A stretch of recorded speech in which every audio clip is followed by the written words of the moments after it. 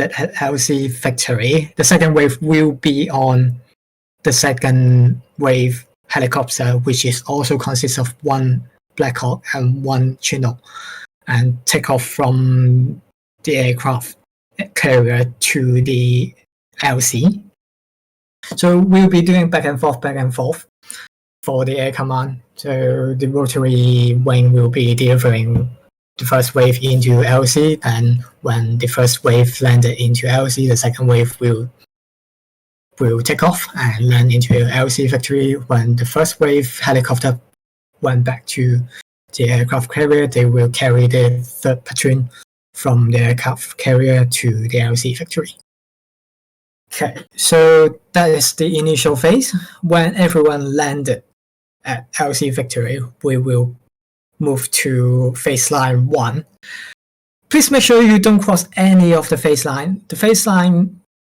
The purpose of the phase line is to make sure all of us is in sync with one another, so none of us will cross through to the other sector before the others, all right?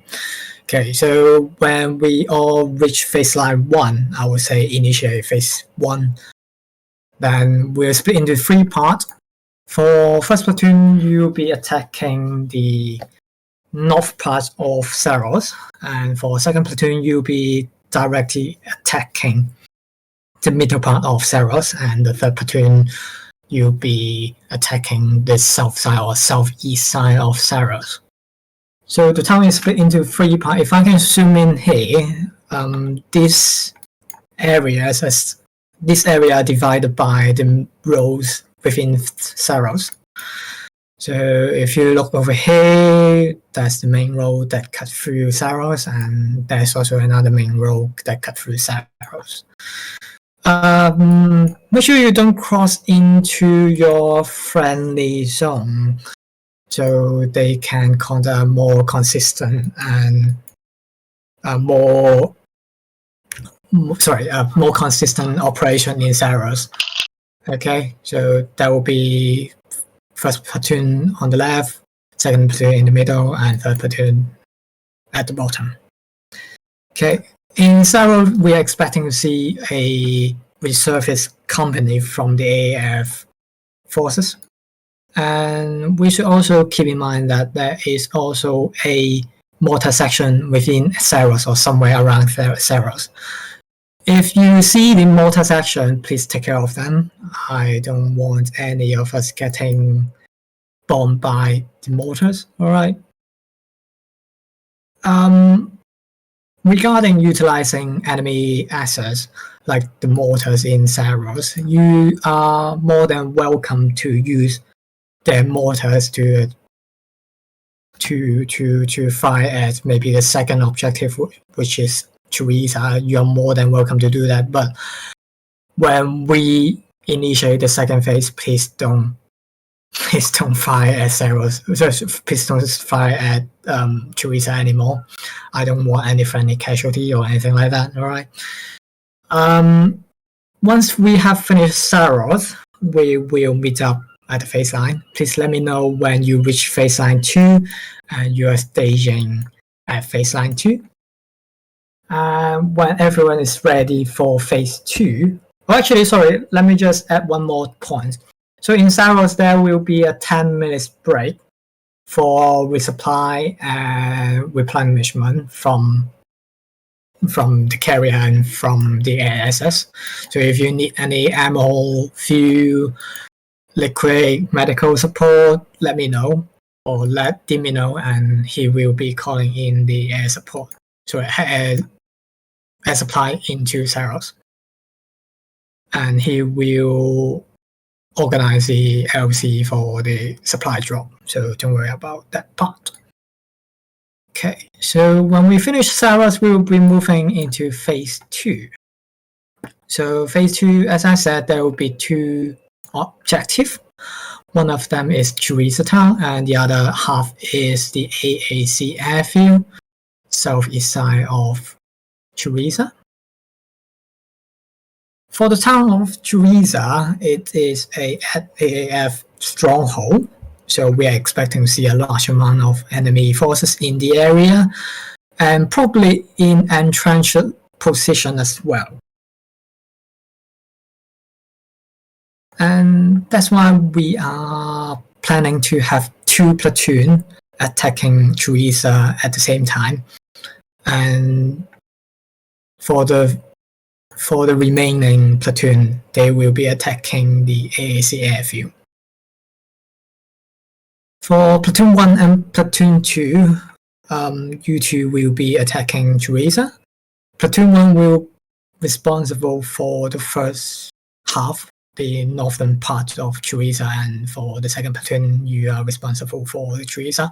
Just a suggestion, since Teresa isn't a big town or isn't a big settlement, so what you can do is to put one section into Teresa and for the other 2 outside of Teresa or around Teresa to fend off any reinforcement or any enemy coming from our third phases. Okay, so it won't be too crowded in Teresa. It's just one suggestion from me, but it's something you can think of or something you can discuss later on. Okay, so when you finish Teresa and AAC, please let me know. Every single phase, please let me know when you finish one objective. I need to know what the position you guys are, and I need to sync up you all for the next phase. So it's very important to report when available and report to me when you finish an objective. Is that okay? Right. For the first phase, we have 3 objectives as I mentioned before, which includes Polico, the outpost, and the artillery battery island, which is off the coast. Third platoon, because you're already at the AAC airport, there are some civilian boats off the coast of AAC airfield, southeast or east of the airfield. You will be commanding those boats to do a landing assault on the island. And for second platoon, you will move from Teresa into AAC airfield, or I will see how well the air condition is. Maybe I will call in the airlift somewhere closer to Teresa. It depends on the situation that day. Maybe you don't have to move into airfield, or maybe you will be staying in Teresa. I don't know. I will let you know on that day. Second platoon, you'll be airlift from either Teresa or AAC airfield to LC Whiskey, which is northeast of AAC airfield, as you can see over here. And from there, you will assault the outpost from west to east. In the outpost, we're expecting some fortified position with boat support.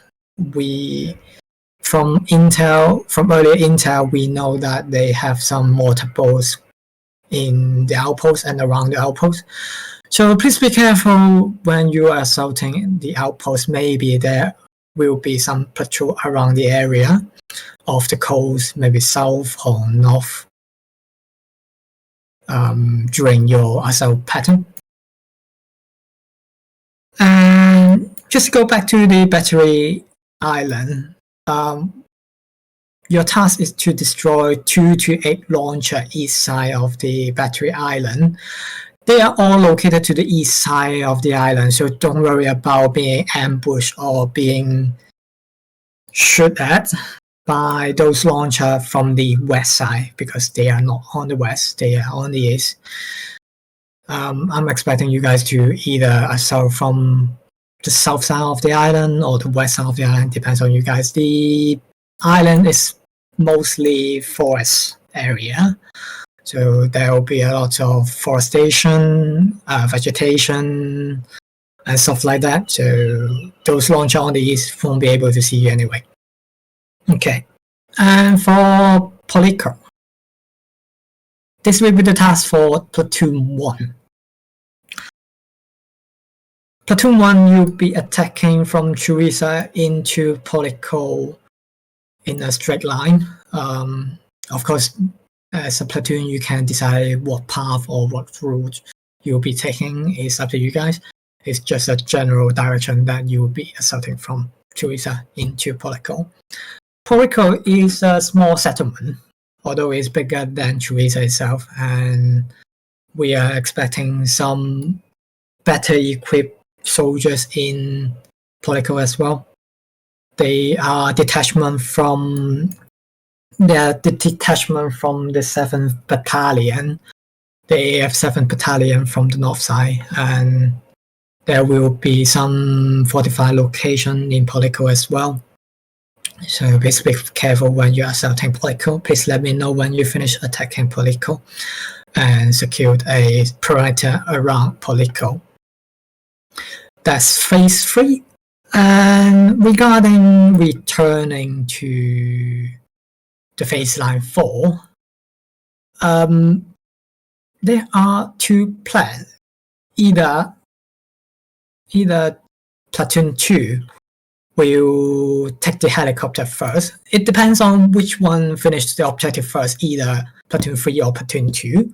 If platoon 3 finished the objective first, they might be taking the boat back to the coast and walk over to Polico. That's the plan. And platoon 2 will be taking the helicopter from outpost back to Polico. That's the first plan we have. The second plan we have is for 3rd platoon, take the boat from Battery Island to the outpost, and the airlift will pick up everyone from the outpost back to Polico. That's the second option. As I said, it depends on how the situation, how fast you two can finish your objective. If the 3rd platoon finish their objective first, then that will be the first choice. If the 2nd platoon finish the outpost first, then it will be the second choice. Okay, I will let you know which one we will be making, or which decision we will be making that day.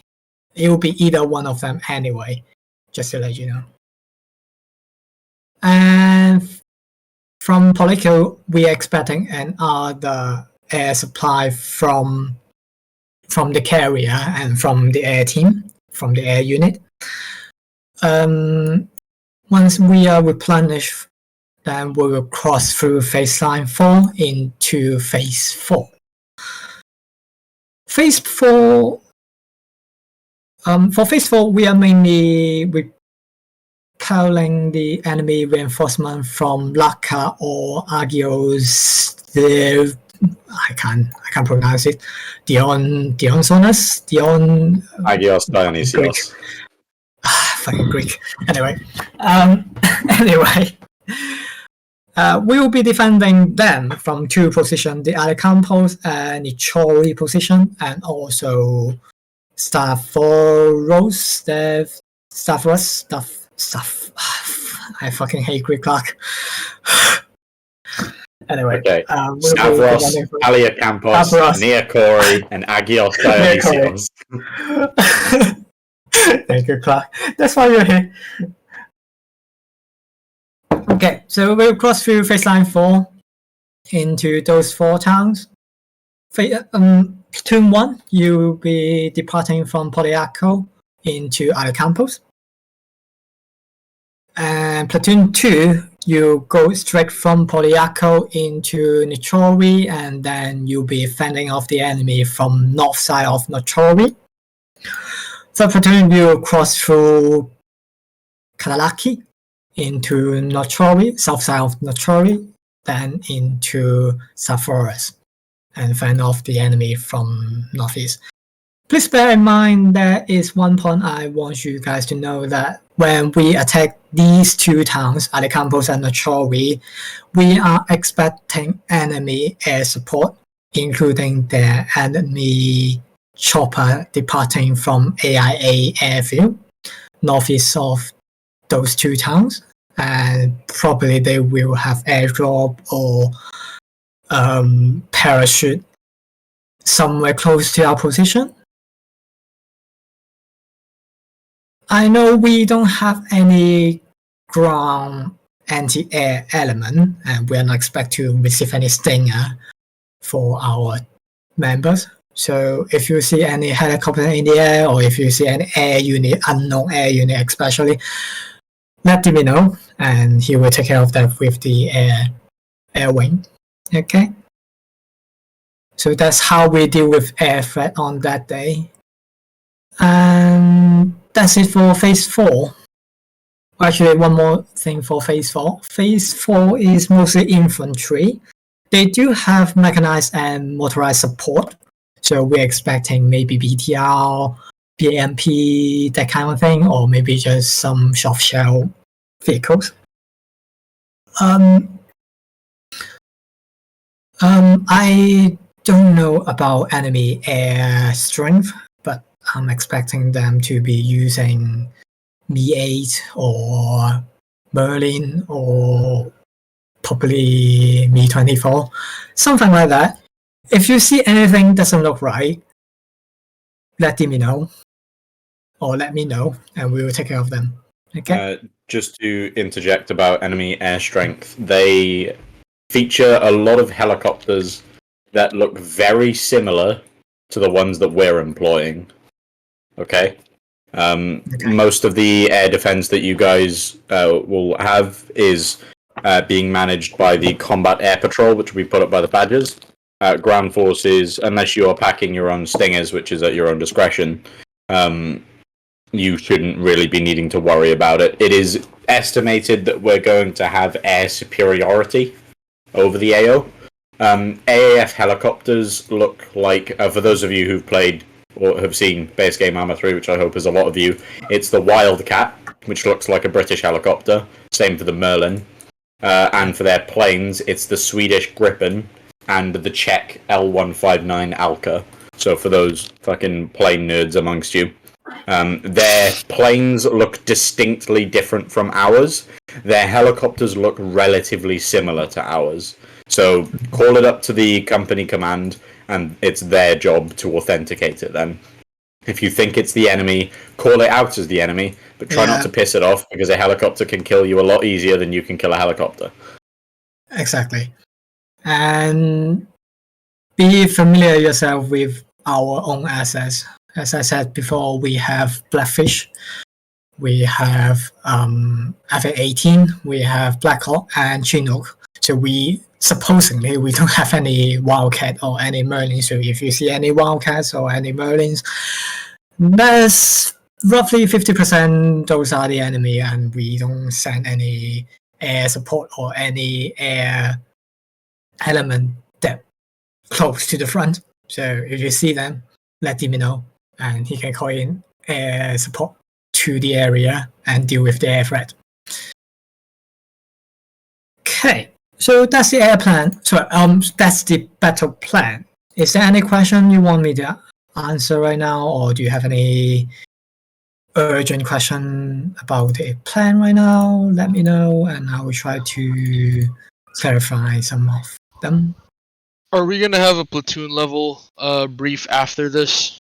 Yes. Okay. I've already allocated sometimes after this meeting, and I've already opened 3 channels below the war chamber. So later on, you guys can have a small meeting within your platoon, and you can discuss you can discuss within your platoon to see which roles or how you're going to plan out your platoon yourself.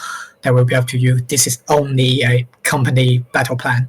So I'm just saying these objective, this attack direction from a company perspective. For your platoon perspective, it will be down to your platoon commander and down to your sections to discuss. Okay. So for the LC factory, when first platoon land at the LC factory, do they need to set up the defense position and wait for the rest of the second platoon and third platoon? Yes, ideally, I'm expecting first platoon to secure the LC before moving to phase 1. So if you guys can secure the LC factory, just to briefly scout the area, make sure there's no enemy close to the LC. If you see any air threat or any static AA launchers, please take care of them prior to the second wave. All right, and second wave and third wave will land into LC victory later on. Once everyone have landed in LC victory, and we'll move on to phase I1. Ready, and we'll move to the first phase. All right, we'll let you know if LCA is clear. Yep, that's fine. Any other questions?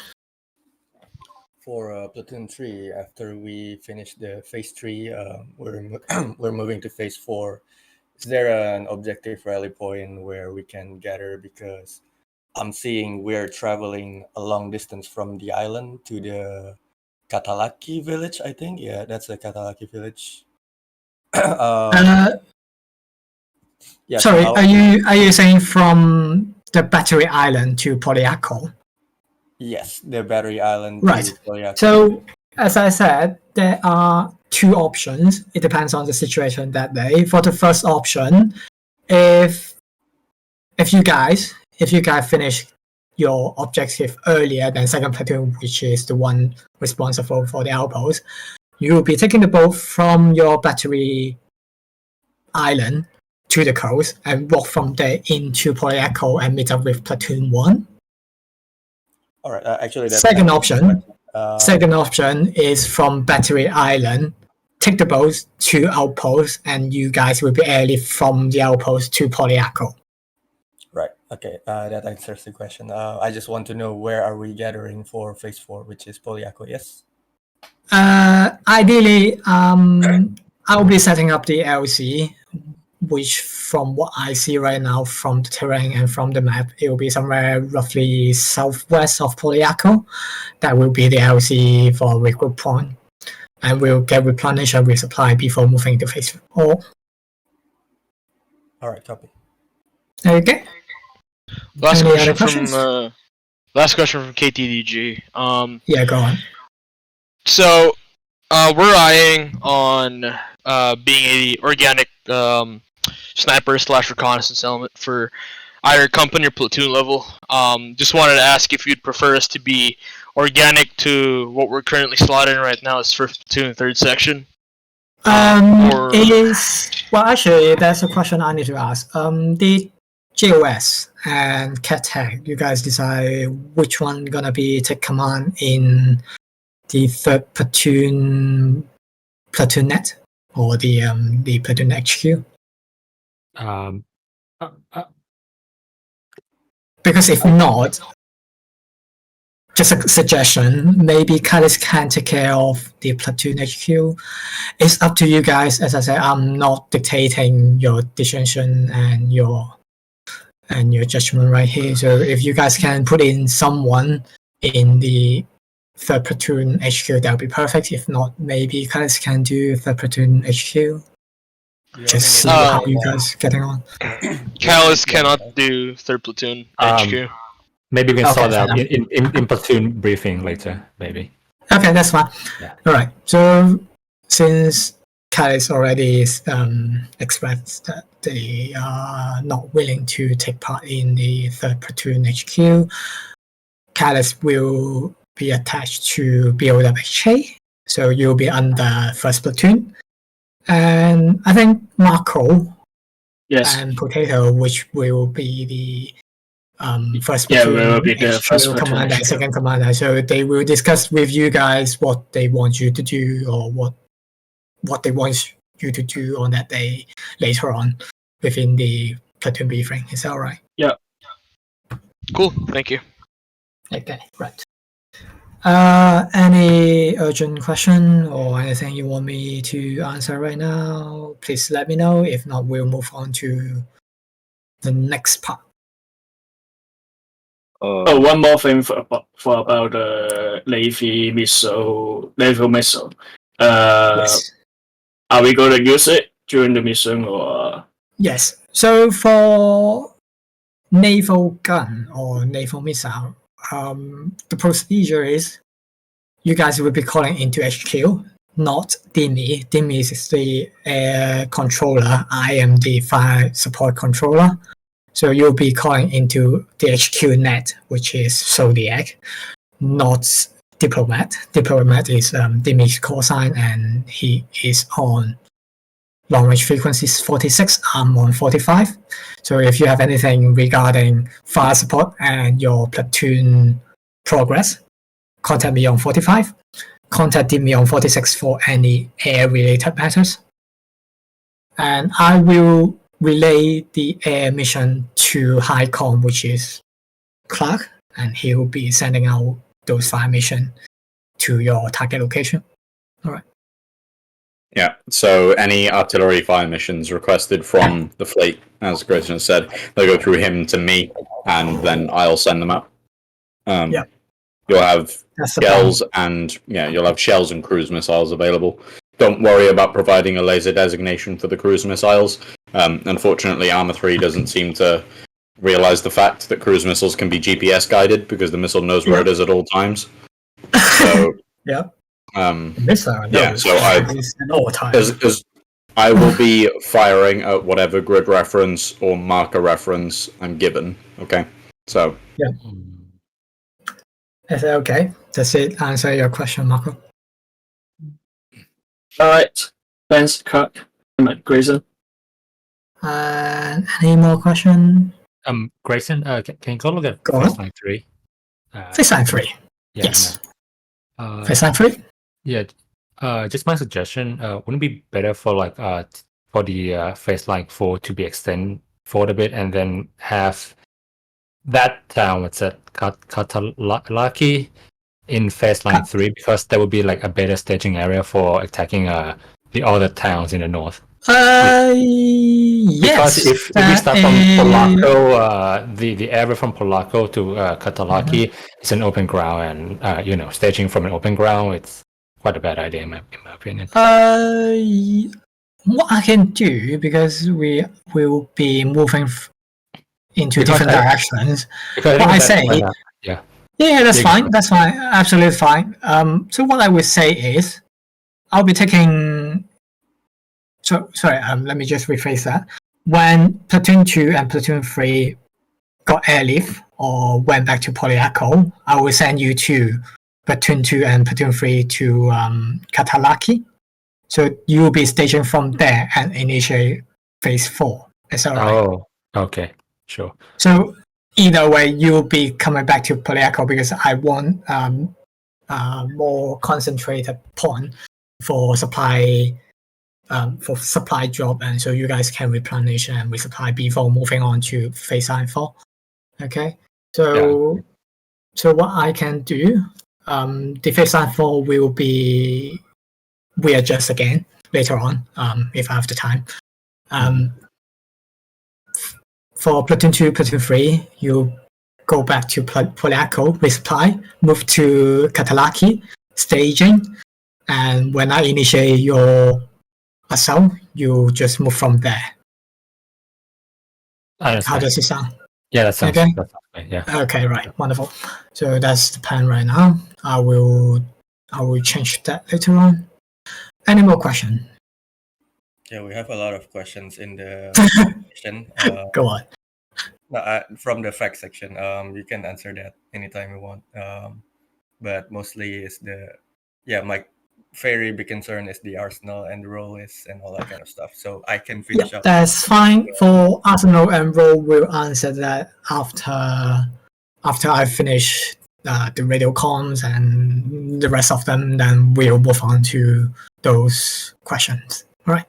Perfect. Okay, so since we don't have any more questions regarding the battle plan, we'll move on to radio comms. So let me just try to share my whole screen. Please don't look at any of my personal details. I don't want to let you know what my IP is or anything like that anyway. Right, okay, right. So for the comms, for our C operation comm, as I said, my call sign is Zodiac. I'll be managing long range frequency 45. Diplomat is Dimi. he will be managing air access. If you have any air requests, air support, or airstrike requests, please prefer to 46. You only have to switch over to 46 when you need to use the air access or when you need to request the air supply. Ideally, I'm expecting you to stay on 45 at all time, unless you need to call in air support. Okay, and for now, I already got platoon 1, squad 2 call sign, and I've got the whole platoon 2 call sign. I still haven't got 1-3 and the 3rd platoon call sign. If you can give me your call sign later on, that would be perfect. I can put that into the communication order, and I can get an idea of what I'm expecting that day. All right. Neko Nika.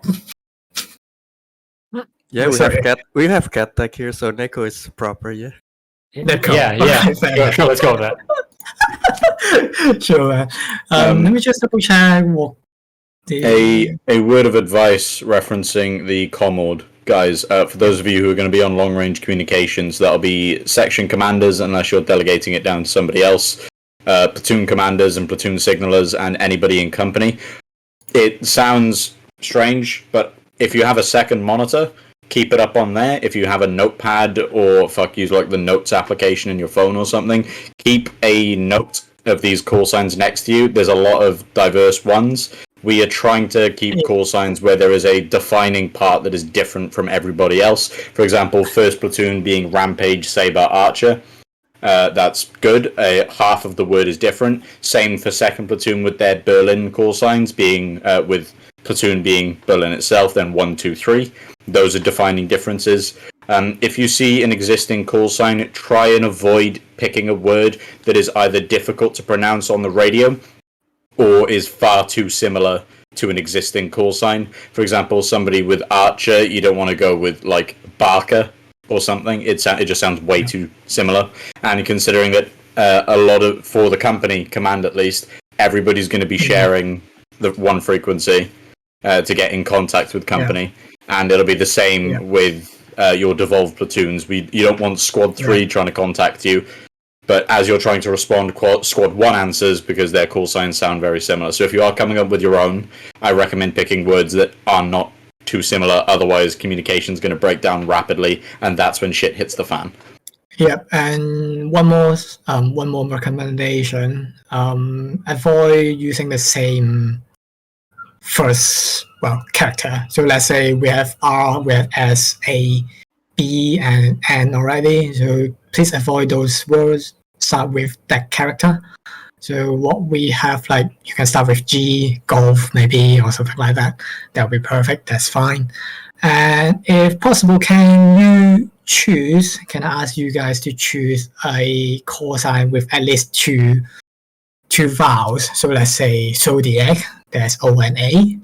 And for Rampage, there's 2 A in there, and Saber and A and E. So it's easier to call when you are using the radio. And when you miss out the first word, you can still make up what the call sign is.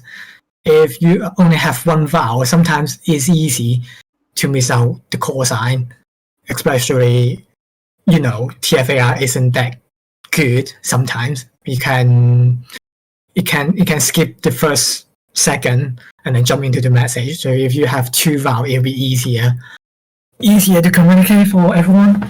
And what I expect is for the company net is only for platoons only. So I'm not expecting to answer any call from squad 1 unless it's an emergency message. Otherwise, I'm not expecting any squad to be on company net. And squad should be on the platoon net only. So just to streamline the company net, and we won't be too confused about call sign stuff. Okay. Badger, if you can discuss with Dimi to see what call sign you'll be using that day, that would be perfect. I think Dimi will put you in. We'll put your call signs into your your boxes, so you don't have to worry about that. Just platoon 3 at the moment and squad 1 3. All right, we'll let Dimitri know. I think platoon 3 with Neko and Neko 1, 2, 3 is fine, correct? So for platoon 3 is Neko and Neko 1, 2, 3. Yes. Yeah. Okay. That's fine. I'm the sounds good to me. They will have to listen to me. And Absolutely. Absolutely, that's fine. 1-3 is Phantom. 1-3 is Phantom. All right. If that's cool with you. Yep, very cool as well. Phantom, there we go. Okay. Yeah. Okay.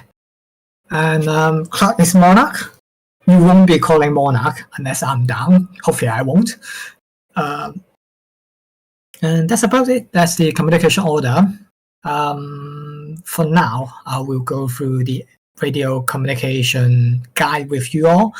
In case you are not familiar with the communication guide, let me see, where did I put the, not that,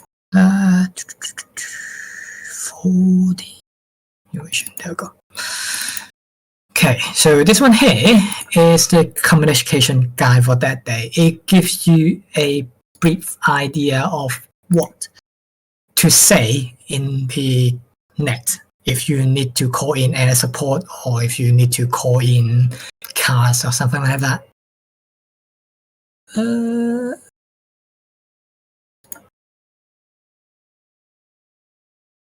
Okay, so for the first one is basic fire mission. This one is for squad leaders. So for squad 1, for squad 2, squad 3 from platoon, or anyone that is not familiar with more complex fire support mission order. This one is the most basic fire mission request. First line, make sure you request basic fire mission. Give the receiver some time. He might need to prepare a note or need to prepare a paper to write that down. So don't just say request basic fire mission and then go through the location of friendlies, target location. Give them some time. When they say I'm ready to receive basic fire mission, or for basic fire mission standing by, or something like that, then you proceed with location of friendly, target location, and target description. It will be more streamlined and give them more time to understand what you're talking about. All right. So for the first line, you have to talk about your location of friendly. So basically, it's the direction and distance from the target to your location. So let's say I am southwest of the target, maybe 500 meters. If you can give us a distance, that would be perfect. If you can't give us a direction, can't give us a distance, make sure you mark it on the map. That's the least thing you can do. We can also accept that as the location of friendlies. Second is the target location. There is two ways of doing that. You can either give us a 6-grid coordinates, or you can give us a marker, the name of the marker. Mark it on the map, call the marker name. If you can do both of them, much better. It will be more precise. Third one is the target description. So basically describe the target you want us to shoot at. Either it's a section of infantry or one vehicle. Please don't say vehicle. Vehicle can be very diverse. Air can be vehicle, ground can be vehicle, sea, navy vehicle. Please let us know what kind of vehicle is that. Either helicopter, jet, tank, or soft shell, or APC, IFV. Make sure you don't just say vehicle. We can't determine what kind of vehicle is that, so don't use vehicle if possible. I won't blame you if you use vehicle, but I will be a bit angry at the back. Just to let you know, because we can't determine, we can't judge what kind of vehicle from from your words. So make sure you describe what kind of vehicle or what kind of target you want us to shoot at. So this one here is the basic fire mission, and also for cars. If you don't know, or if you forget about the fire mission, which I will be talking about later on, or the cars 5-liner, which I'll be also talking about later on, you can use this form. This is the most basic form. Divert it to me, and I will divert it to Clark. Or if you're calling cars, divert it to Dimi, and Dimi will liaise with their units. Okay, this one is the formal fire mission request. Say request fire mission over. That's the first sign for the sender to say. Receiver, which is me, will reply send by for fire mission. Then you can proceed with your mission details, which is pretty much the same as the first one I said. Target location, target description, just the ordering is a bit different from the previous one. We start with target location. It can be a 6th grid, it can be a marker. If you can give both, perfect. Second is the target description, what kind of target you want me to shoot at. The third one is location of friendly. As I said, please give us a direction and distance from the target to your position. Remember, it's from the target to your position. It's not from your position to the target. And please, if possible, do not give me your 6th grid. Do not give me your location in 6th grid. It's for security reason. You don't want Zeus to fuck with you. I don't want Zeus to fuck with you. Yeah. So, if possible, don't give me a 6th grid, because I will never know. I will never know if Clark is secretly listening our company radio net. He might call in fire support at your location. We never know. Or maybe the enemy, the AF, have some fancy technology that can listen to your radio. I don't know. Let's avoid that risk, and don't give me your 6th grid location. Just give me the target location if possible. The enemy are likely to have electronic warfare assets that may attempt to breach Allied frequencies, so... There you go. So please don't give me your 6th grid then. Please don't give me a 6th grid if you don't want to get bombarded by AF or get bombarded by their mortar section. This is just for the reference. When you call in danger close, what we are using that day is naval gun and naval missile, which is the naval 16-inch ICBM. I already marked out the danger close distance for you. So for naval gun, is that a 5-inch or larger than 5-inch, Clark? Say again, sorry? The naval gun, is that a 5-inch or larger than 5-inch? I can't remember. The one on the destroyer. I will find out now. I believe it is a 6-inch gun. 6-inch. So let's say larger than 5-inch. So it'll be 1,000 meter. When it's within 1,000 meter, please call in danger close. For the ICM, the missile from the destroyer, it'll be 2,000 meters. Okay, call in danger close when you are calling the location of friendly. And for the effect, we don't have the cluster. We have HE. Do we have cluster? I don't think we have. Just HE. On both the howitzer and the cruise missiles. Oh. I would like to avoid using them as much as possible, because they create a lot of FPS issues. Yeah, so use the HE. Not saying it's not Warcraft. Well, the US didn't sign that shit. Yeah, and as I said, we don't expect any enemy. Sorry, we don't expect any civilian in the AO. So yeah, feel free to use cluster, but don't overly abusing the cluster, because it will cause us FPS issue to everyone. So use HE if possible. If not, use the ICM. All right. And for the fifth line, for how long? It depends. If you want us to delay the fire mission, you can let us know maybe after 5 seconds, after 5 minutes, or something like that. If you want to fire it immediately, you don't have to include that line. So just 4 lines: target location, description, location of friendlies, and the effects required or ammunition required. That's the fire mission. Is that clear? Is everyone with me right now? I take that as a yes. Okay, BDA. So damage report, battle damage report, or battle damage assessment. This is for you guys because we can't see what happens to those fire missions. I don't know if the fire mission is effective or the cast mission is effective, so we have the BDA. I'm expecting you guys, especially the platoon command, to give me a BDA on the damage and on the effectiveness of those fire missions.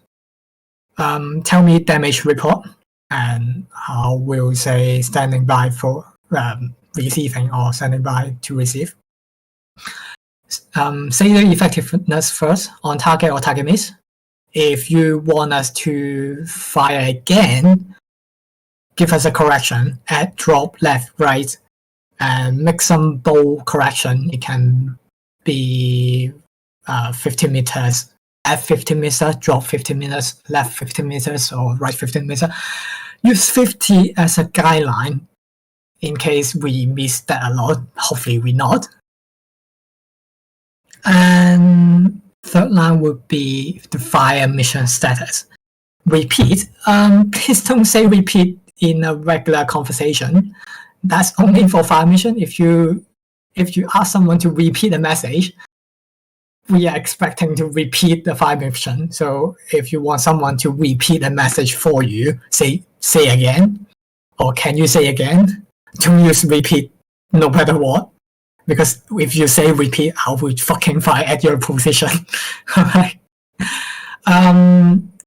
Repeat is to repeat the same fire mission. Secondly, we have check firing. Stop firing until cancel check firing. So check fire is like a pause for the fire mission. And the third one is record as target. So the artillery commander, which is Clark, he will store the target data, store it on a noteboard or store it on a notepad. If you need to repeat a fire mission, he will use those data and give you another fire mission. And for the last one, end of mission, of course, if the fire mission is successful, then you can just call off the fire mission. We don't need any fire mission anymore. End of mission. That's all. That's the BDA. I'm expecting a BDA every time after a fire mission or a cast mission. Okay, right. So for the next one, this one is for the air unit, the air wing, so TFB, and also for anyone, any JTAC to call in. That's the cast 5 line. We stream it down from the 6 line and line 9. First off, request cast mission over. As usual, you have to request the mission first. Let us know. Give us some time. We will reply ready to copy, so you can give us the fire mission or the cast mission. Start with target location, 6 grid, name of marker. And for cast, it's a bit more complicated. You need to give us a target elevation because they have to judge the target elevation and the flying pattern, so they need to know the target elevation. If you can give them perfect, if you can't, they will figure it out themselves. All right. And second part, target description, just like the past 2, it will be the same. Size, type, description, things like that. And the third one, marker. It can be a marker on the map. Ideally, use a laser designator because you are going to receive a laser designator that day, or the platoon commander and JTAC will have a laser designator. Use that laser designator. please don't turn on your laser designator unnecessarily. I'm saying that when someone is calling in an airstrike, please limit to just one laser designator at one time, not everyone turning on their laser designator at the same time. Okay, just one laser designator is okay. Otherwise, it will be too confusing for the air unit to conduct an airstrike. And fourth, we have ordnance. What kind of ordnance do you want the air unit to drop? It can be gun run, Fox 1, Fox 2, Fox 3. You can call it as laser guide, jump fire bomb, gun run, ATGM, or you can just let the pilot or let the air wing decide what they are going to use on that target. That's also fine. Fifth, we have location of friendlies. Just like the last few, give us a marker or give us a direction from the target. Ideally, I really don't want to see a marker, but if you give us a marker, that's also fine. It's at your own risk. Sixth, remarks.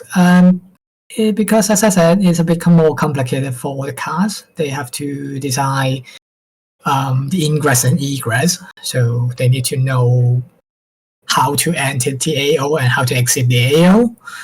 If you can give them more information like air threat or restriction or terrain or any outbound direction, it will be useful for them to plan out their airstrike. If you don't, that's fine. That's also fine. Or unless Badger have a fuss about the remarks. Hopefully not.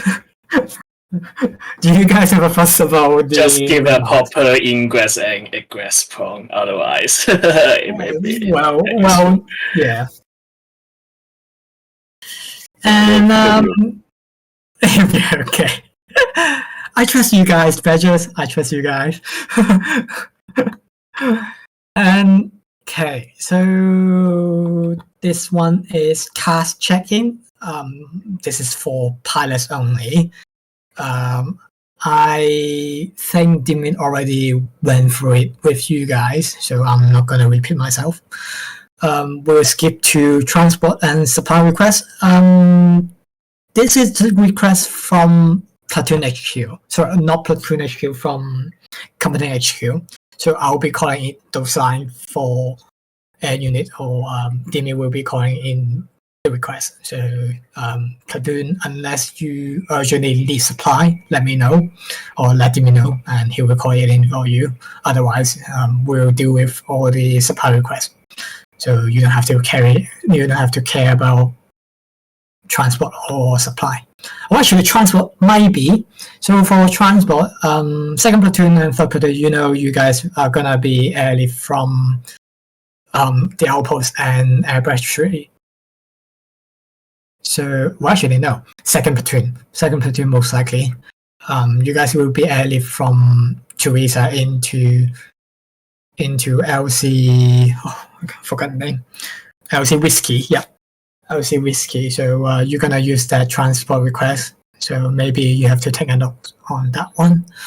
Otherwise, let me know when you finish your objective. I will just call in the transport for you, and you can just fuck off back to Polyaco. Yep.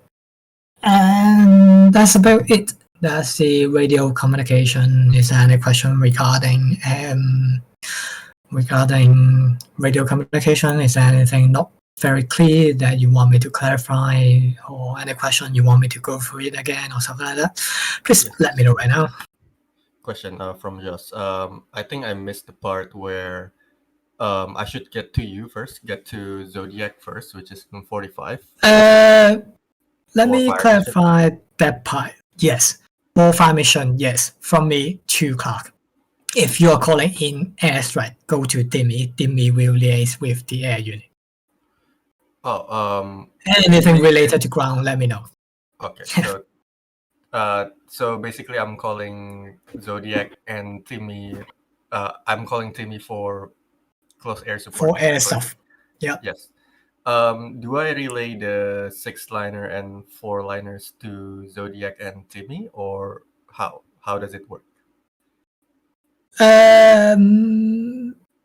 Sorry, say that again. Yes. So do I say the 5-liner for close air support to Timmy instead of the pilot, or what? Oh. How does it work? Yes, you will relay the message to Timmy. Timmy will sort it out with the air command. So say the 5-line to Timmy. Timmy will divert the message to air command. Okay, I will speak really fast so Timmy can get a headache. Okay. Okay. Yep. It's gonna be all right. It's gonna be all right. Although he is not attending today's meeting, but he'll be fine.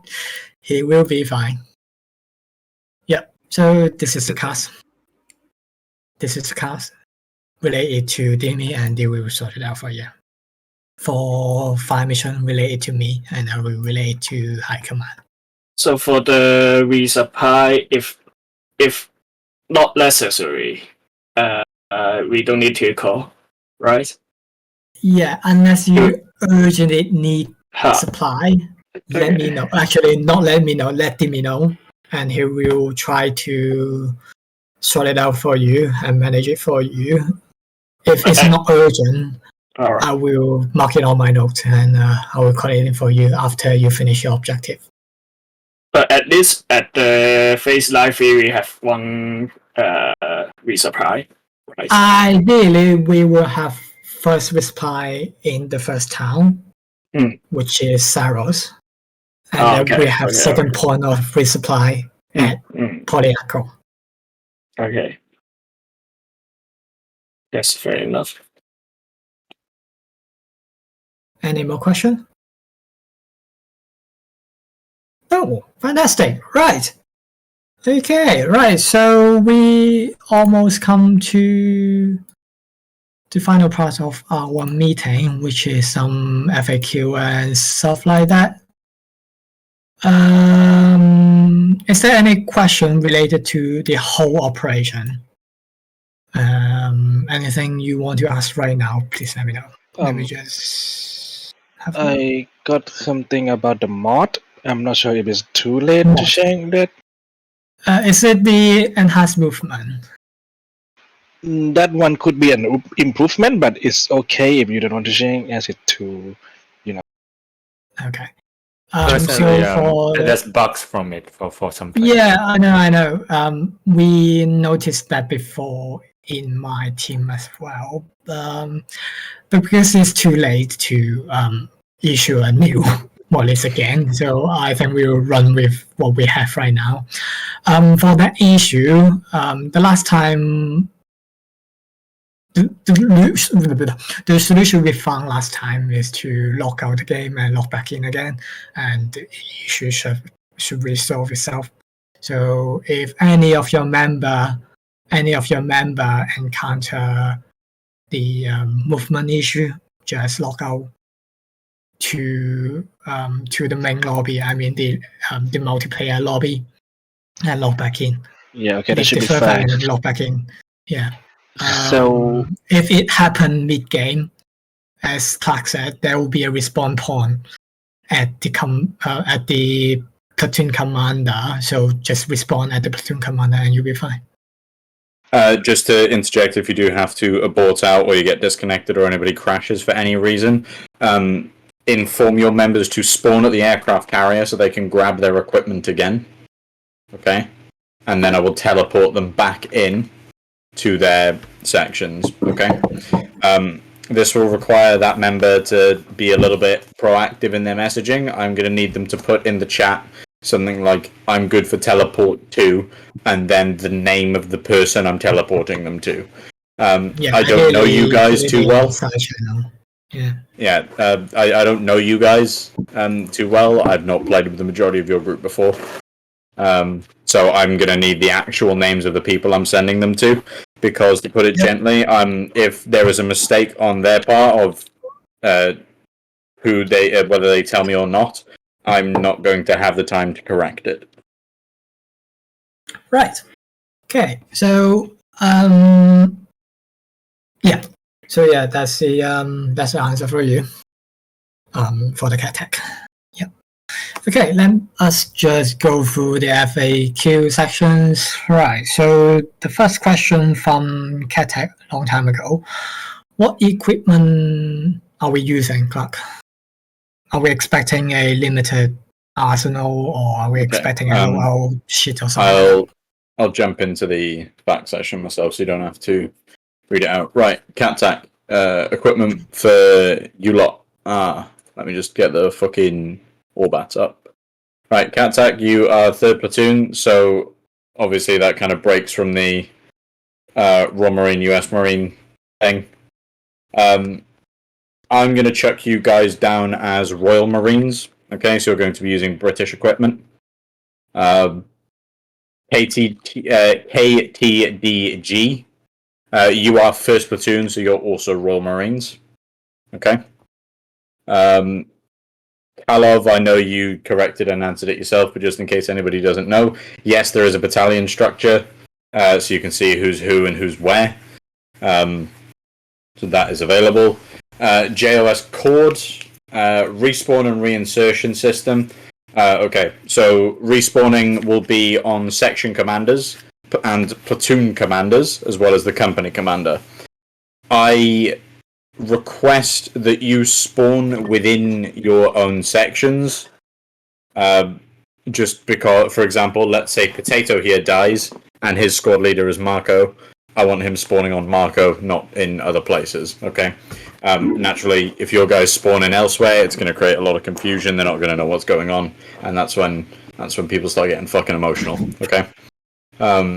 In case of physics or technical bugs, report them in the side chat, which is why I will be requesting that the side chat is kept clear at all times, whether that's side, global, group, whatever the fuck.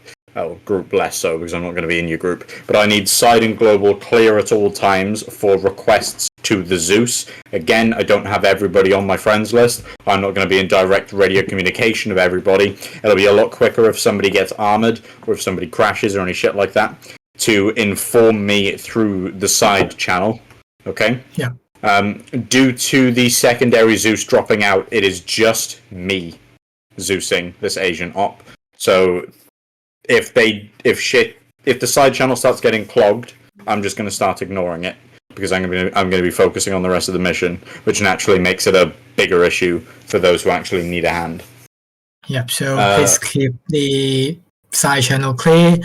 And I know some of you have me as a Steam friend. Please, during the operation, please don't message me or Clark in Steam.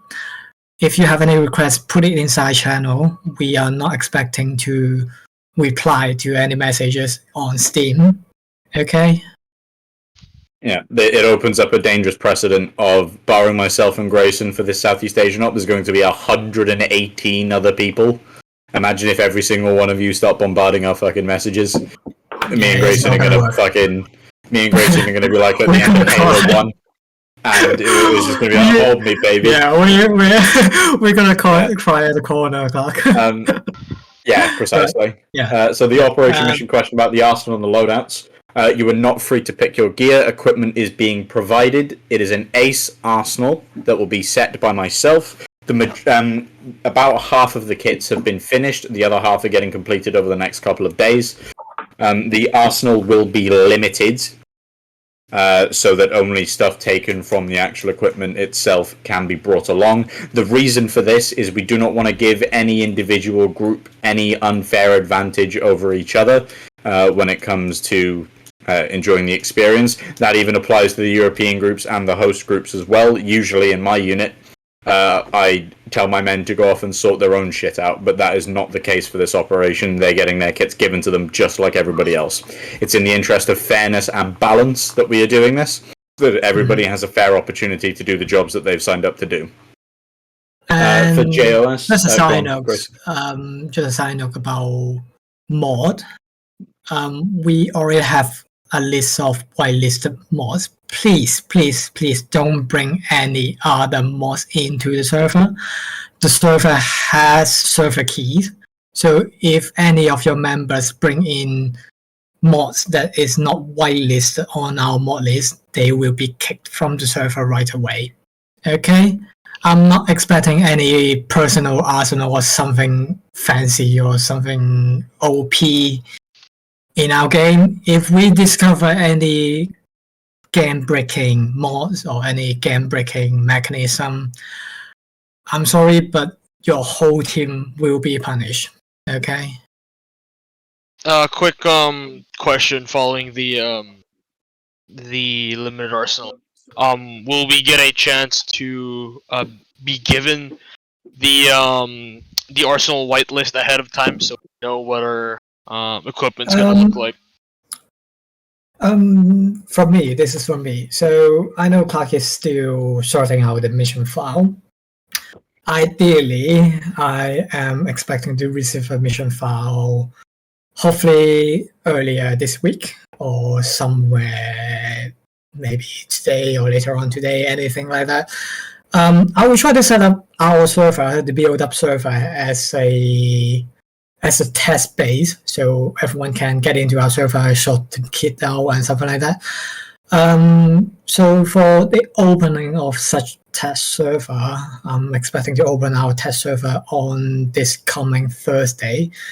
So if you can get into our server, sort your kits out from Thursday to Friday, or even during early morning on Saturday, that's fine. Our server is running 24 hours anyway.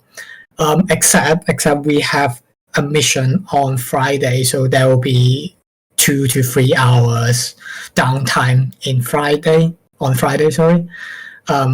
So please don't enter our server during those times. And other than that, you are more than welcome to enter our server to test out the mods and also to sort out your kit. And I think also TAPC will be setting up a test server as well. I will try to send them a blank mission file with the limited arsenal so they can set it up on their side as well. It depends on how quickly Clark can sort out the mission and give me the mission file, and I will sort the rest out for you guys. But the earliest, as I said, will be Thursday because I'm on leave from Monday to Thursday, so please don't expect the me mission to file. Anything. The mission file, from a basis of being able to actually play it, is ready. I'm just sorting out some scripting and triggers and stuff like that to make life nice and easy. Reference provision of a loadout or the Arsenal whitelist. They will be in the mission file that gets provided to Grayson. You can see them then. If you're unable to see it, well, you can just wait until it's pretty bog standard kit for the Marines and for the Marines of both countries. For JOS, regarding 1 medic, 1 reloadable anti-tank, 1 auto rifle, and 1 grenadier, yep, that's more than fine. Your section composition is up to yourself. Just take notice that if you bring too much anti-tank or too much anti-air, I'm going to scale the enemy to your capability. So at the moment you're fighting reservist infantry, but if I see you guys leaving ready to destroy a fucking Russian tank division, I'm going to give you a Russian tank division to destroy. So OPOP, I've just answered your question there. Slayers 148, I'm not sure if you're here. Yes, you are. Latecomers allowed to join if the mission's already started. Yes, they are. Again, I'm going to request that they tell me what unit they're with and who to teleport them to. If I'm not told that, then if you don't bring any magazines, I'll just human wave you guys. You're gonna have to beat them to death. Regarding latecomers, again, I'm gonna need who I'm teleporting them to, right? Okay. And actually, Clark, just a suggestion: if they don't say where to teleport to me and ask them to find their way back to their section. Okay, I'm good with that. So if I'm not told. And they keep bugging me, they will get TP'd away. This leads me on to another thing. Pinging Zeus. No, don't do it. If I get spam pinged by someone, they're just going to get kicked from the op, no questions asked. Okay? Yeah. Pistol, why? I will request somebody to ping me in the side channel, just so I can jump to them quickly. If I get spam pinged, then I'm just going to kick that person from the server. Make sure to elaborate that to your men. If you want to absolutely avoid it, tell your men to unbind their Zeus keys. That is the best way to do it. I will be counting quote-unquote accidental ones because I have no proof of whether they were accidental or not. All I have proof of is they'll drive me fucking insane. Regarding TFB Air Wing, so the reason that the additional missions are available is the reason that the other missions are available is to give the pilots something to do if they're not being directly called in by the ground forces. If you are called in by ground forces, unless there is a mission already running, I won't have it. I won't put one down for you to do. Prioritize what the ground forces call for. However, naturally, they may call for something whilst you're in the middle of dealing with enemy fighters or dealing with an enemy air defense unit, in which case your priority is keeping your jet in the air. Regarding Sunset's question about medevac, nope, not needed at all. We don't have CAT running. Ace Advanced Medical, everything can be sorted out by a medic in the field. Hopefully. So your medics. The cardiac arrest timer is 10 minutes, so that means you need a round of CPR every 10 minutes. Ideally, somebody won't be down for 10 fucking minutes. So there's that. JOS Kavlov, are you provided with vehicles? No, you're rucking everything on foot. The only vehicles that you're provided are helicopters by the Air Wing, but that's at company command's discretion if they want to ferry you around the area. Yep. So, just in addition to that question asked by Karlov, if we see any enemy vehicles, can we commandeer those? Yes, you can. Okay. Just make sure to communicate with each other that you've stolen the enemy vehicles, especially the air assets. Yeah. So, if one of your section commandeer an enemy vehicle, report it to Platoonnet. Platoonnet report to me. We don't want any friendly fire or accidental airstrike on a friendly SS. Okay? Make sure you report them. Anything that you think is important, report them. If you think it might be important, still report them. I don't mind getting overflow on the company net. What I'm worried about is lack of information on the platoon and the company net. Please, if you have anything related to ground, let us know. So next question, Cord.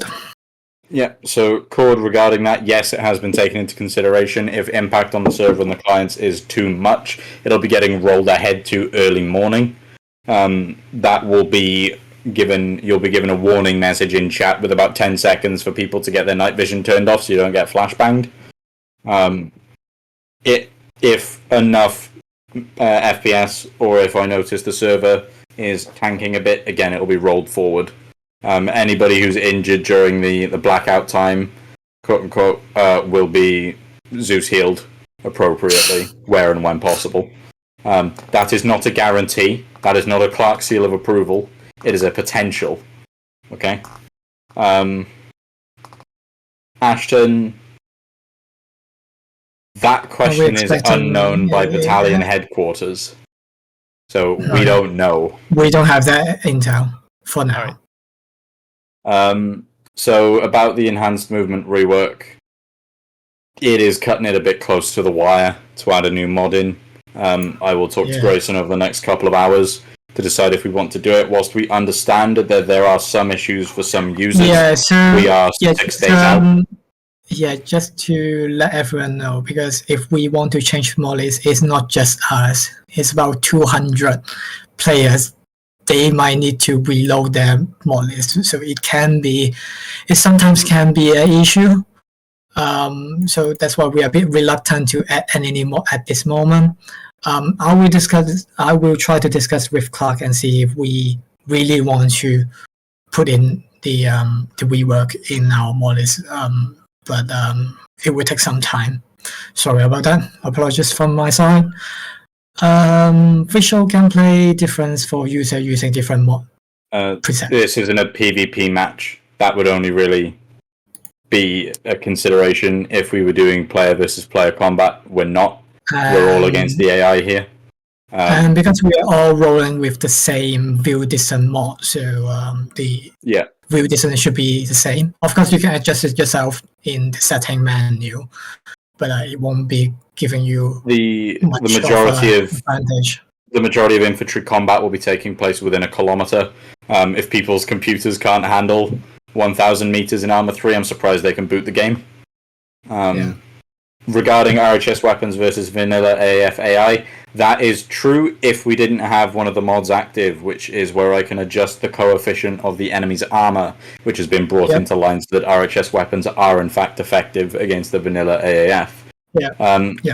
The Lamb's Danger module has already been shifted to reduce the chance of the enemy using smokes from 60% to 15%. So they've been reduced by a factor of 75, back down to using that. Slayers, again, we'll be discussing that later this evening. Ashton, regarding... So Ashton, regarding desynced exploded equipment on the deck or in the hangars, at the moment, everything barring the aircraft, on the carrier have been made invincible. Okay? So there will be no ammunition cook-off from blown up supply crates or anything. At the moment, I'm currently working on a script so that any object and player in a 500-meter trigger radius of the carrier will be invincible. That does mean, if you dink the back of the carrier because you fucked up your landing, you are just going to kind of flop into the sea and not blow up. Okay? Yeah, you will be like the Titan submarine. Yeah, except less explosion of millionaires and more you just kind of bobbing down an F-18.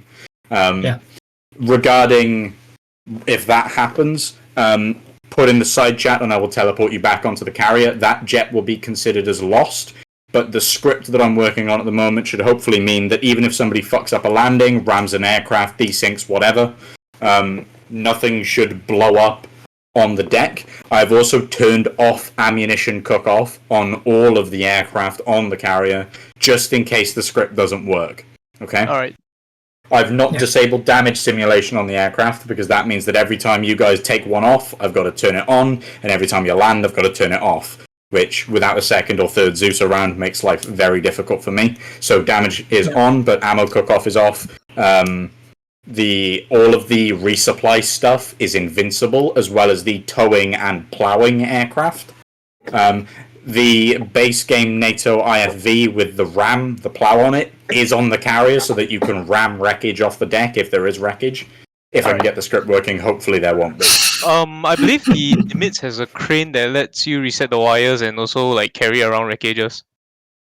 I am not too experienced with the Nimitz myself. That'll be more for the fly guys in my group, but I'm positive that he's already aware of that function. If he's not, I will let him know afterwards. Although he knows more about the flying stuff than me. Unfortunately, when it comes to Arma 3 and me, I prefer just to pound dirt. I'm an infantryman at the core. Different laser codes for each platoon. Idealistically, no. We'll want a unified laser code for the aircraft to be able to operate off them. In terms of laser designation, you'll only be authorized to designate it from the forward air controller, the JTAC. Missions will be controlled in that regard, because we don't want 7 lasers going up at one time and the poor old Badger flyboys getting concerned and upset because they've been given 7 different targets, 3 of which are churches. So, Sunsight regarding... go on, sorry. No, disregard. Okay. Sunsight regarding resupply, I'm presuming that's for the air wing that you're asking about replan for? Yeah. So there are 4 Prowlers from the Arma 3 Apex DLC. All of them are marked as repair and rearm cars, as well as for towing aircraft if you don't want to jet them around the carrier. There are 2 containers near the tower in the middle of the carrier that are refuel rearm repair. Okay, the carrier itself is also set as refuel rearm repair, or no, the carrier itself is marked as repair, not the other 2. So you've got some of those Prowlers above decks, and 2 of those. So you've got 4 above deck, 2 below deck, plus the 2 containers. All of the prowlers plus those containers are invincible. They cannot be destroyed. Okay, their damage simulation is disabled. What can happen though is if you ram them with your plane, they may fly off the carrier. In which case, unfortunately, that's your own fault. Okay. What about the resupply that the air wing has to provide for the ground forces? So containers for ground forces will be placed at each platoon's spawn point. All right. The platoons will be responsible for filling those up themselves. Medical crates will be spawned, and they won't need filling up because they'll be the normal ace ones. So 1 medical crate and 4 supply crates per platoon. I have personally made the cargo space so that the Chinooks and the Super Stallions can each carry an entire platoon's worth of resupply in one go. Each crate has been marked as 3rd platoon resupply box, and it'll be the responsibility of the infantry to fill those up. Me as the Zeus, when they call in a resupply mission, Grayson will inform me that they are bringing in resupply, and I will move all of those crates to the deck of the carrier so that you guys aren't loading them up, driving them up, loading them off, then loading them back up, because that's just tedious. I'll move them up near the helicopters, and you guys can load them in, fly them off, and drop them off yourselves. I would recommend not doing the sling loading, because that means that you'll be doing about 9 trips round, which will take, by my calculations, around an hour. Is of the sling loading. Yeah. So the cargo spaces have been adjusted. So again, each helicopter, of which you've got 3 of the big cargo ones, can carry an entire platoon's worth of logistics. So that will be, and the logistics themselves will be sorted out by the infantry prior to step off. If they don't sort the crates out, or if they forget to sort the crates out, that is not your problem. You are simply transit. It's their fault if they've not loaded the crates up. The infantry will be warned of that beforehand, though. Hold on, I've just lost the thread.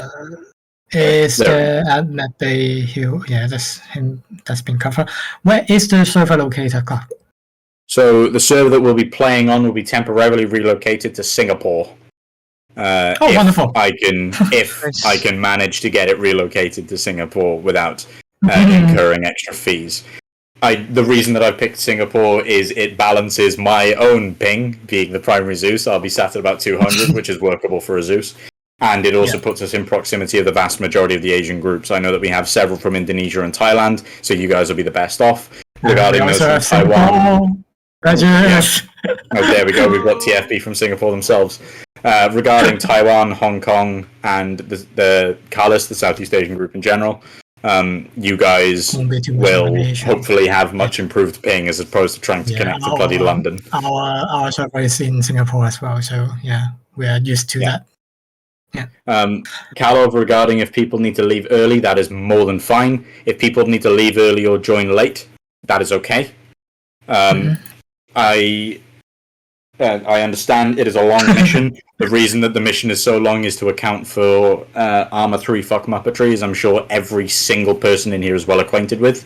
Armour 3 doesn't want to work at the best of times, and unfortunately trying to get this bloody thing to work isn't going to be the best of times. I'm personally making all of the necessary sacrifices to the machine god. However, I hope that it actually works. So if people need to leave early or join in late, I'm more than happy for that. The only people that I request that do not join in late, just to make sure that we stick to the schedule as close as we can, will be the platoon and company leaders. Section leaders, whilst I would love them to be in early, it is not absolutely necessary. We just need to get the company and the platoon commanders briefed out, because then you can do it on your own accord. Yep. And something I forgot to say in the battle plan. So what I said earlier, if I determine we might overrun the mission or we might overrun the operation, we will end the operation in phase 3, which is in Poliaco. We'll be defending Poliaco and Kilo Town northeast of Poliaco. That will be our final mission or our final phase.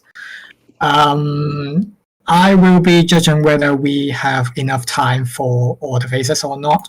So, we'll see on that day. But for now, if we overrun the mission, then we will be ending the mission in Polyako. Yeah.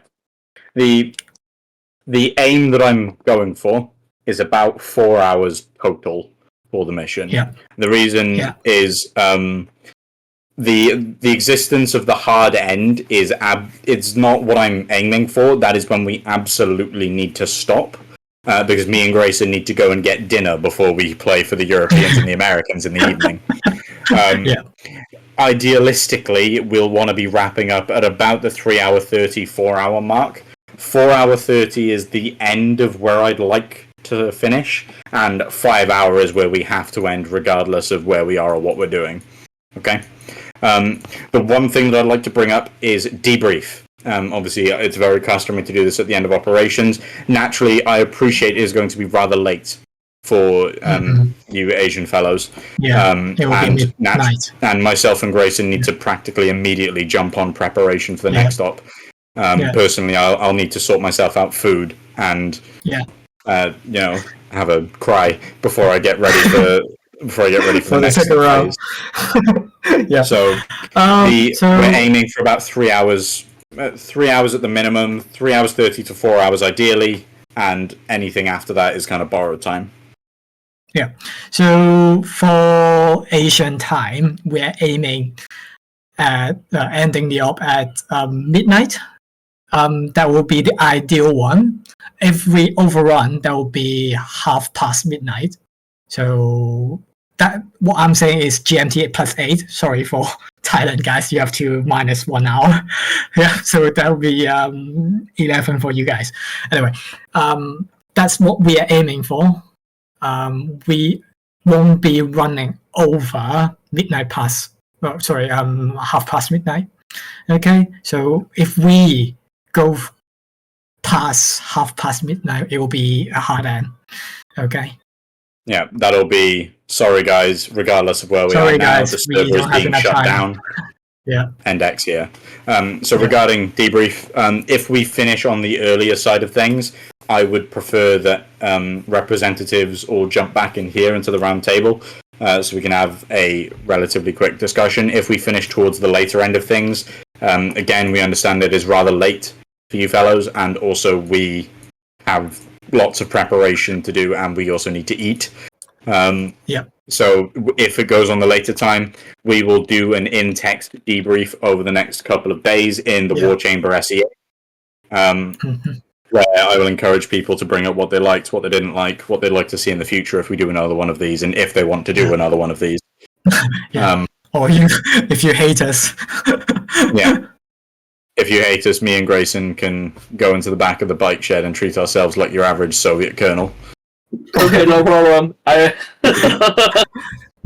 And one final thing, just for my pride, can I ask everyone hop in the server before we lift off from the air carrier? Can we get a group photo together just to say that it's really, it's very difficult to gather all the C parties together to run an operation. So I want to capture that moment, and I will post it in the channel after our operation. So if we can do that before our operation start, that would be wonderful.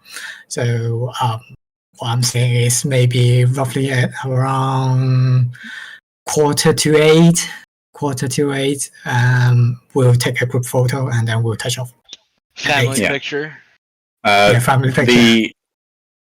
Pretty much like what Cloms has just posted. The one thing that I'd like to do, boys, just so that we can all pat ourselves on the back and tug our balls in celebration, is Bohemia has actually confirmed that this is the most diverse joint operation project that has occurred in Arma 3 ever.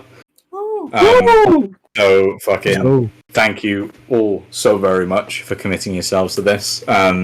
Bohemia Chan has noticed us. I don't know, I'm not an anime person. I have no idea if I used that correctly. Cord, please confirm. I'm just going to say fucking Senpai Interactive and just leave it at that.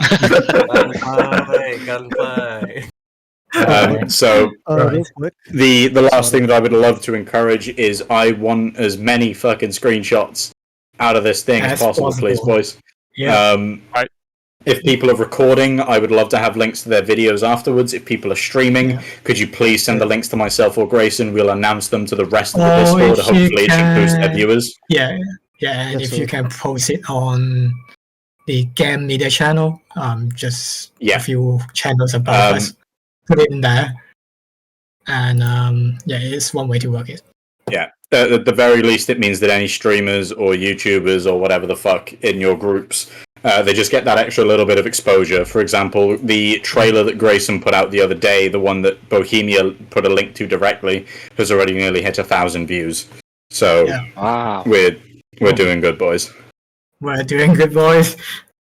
Okay, so any other questions that you want to ask? Real quick, I just want to make sure because I didn't hear it correctly, I guess. The maximum runtime for the operation was 4 hours, right?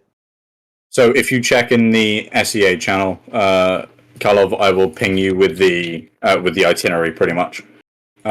So when I say maximum, that is like, oh shit, stuff has gone like rather wrong, and this is where we need to end it regardless. We are by no means aiming to go to the maximum.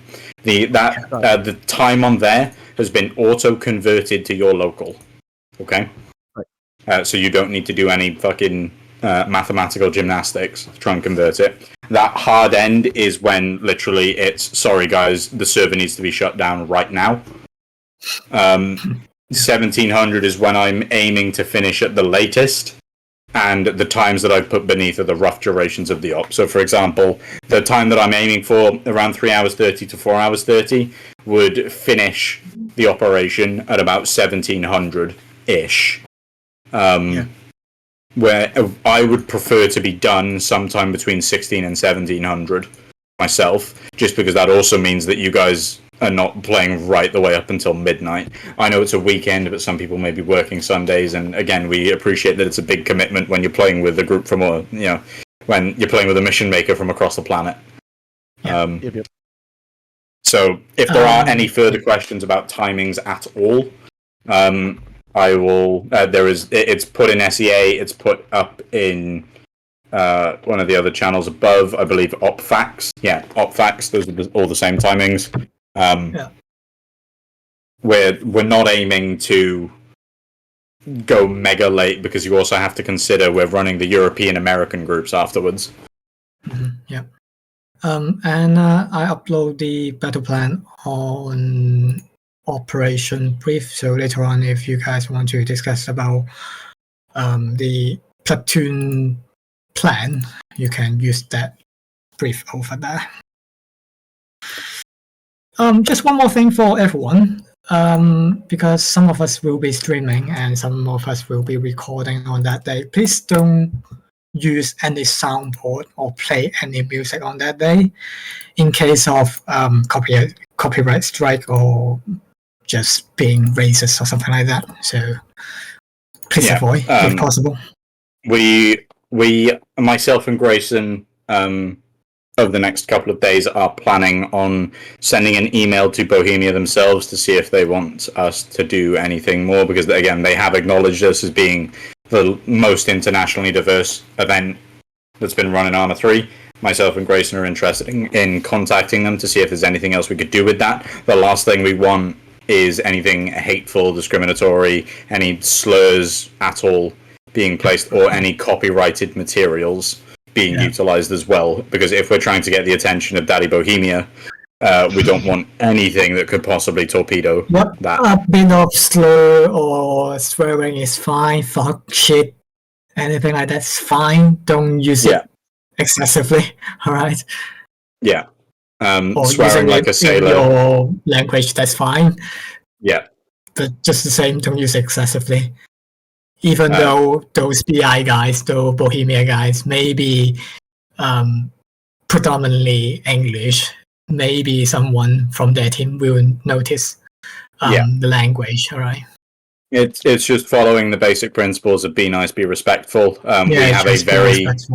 We have a very large and diverse group present. We don't want anybody getting offended or hurt or feeling not, unincluded due to language that we use.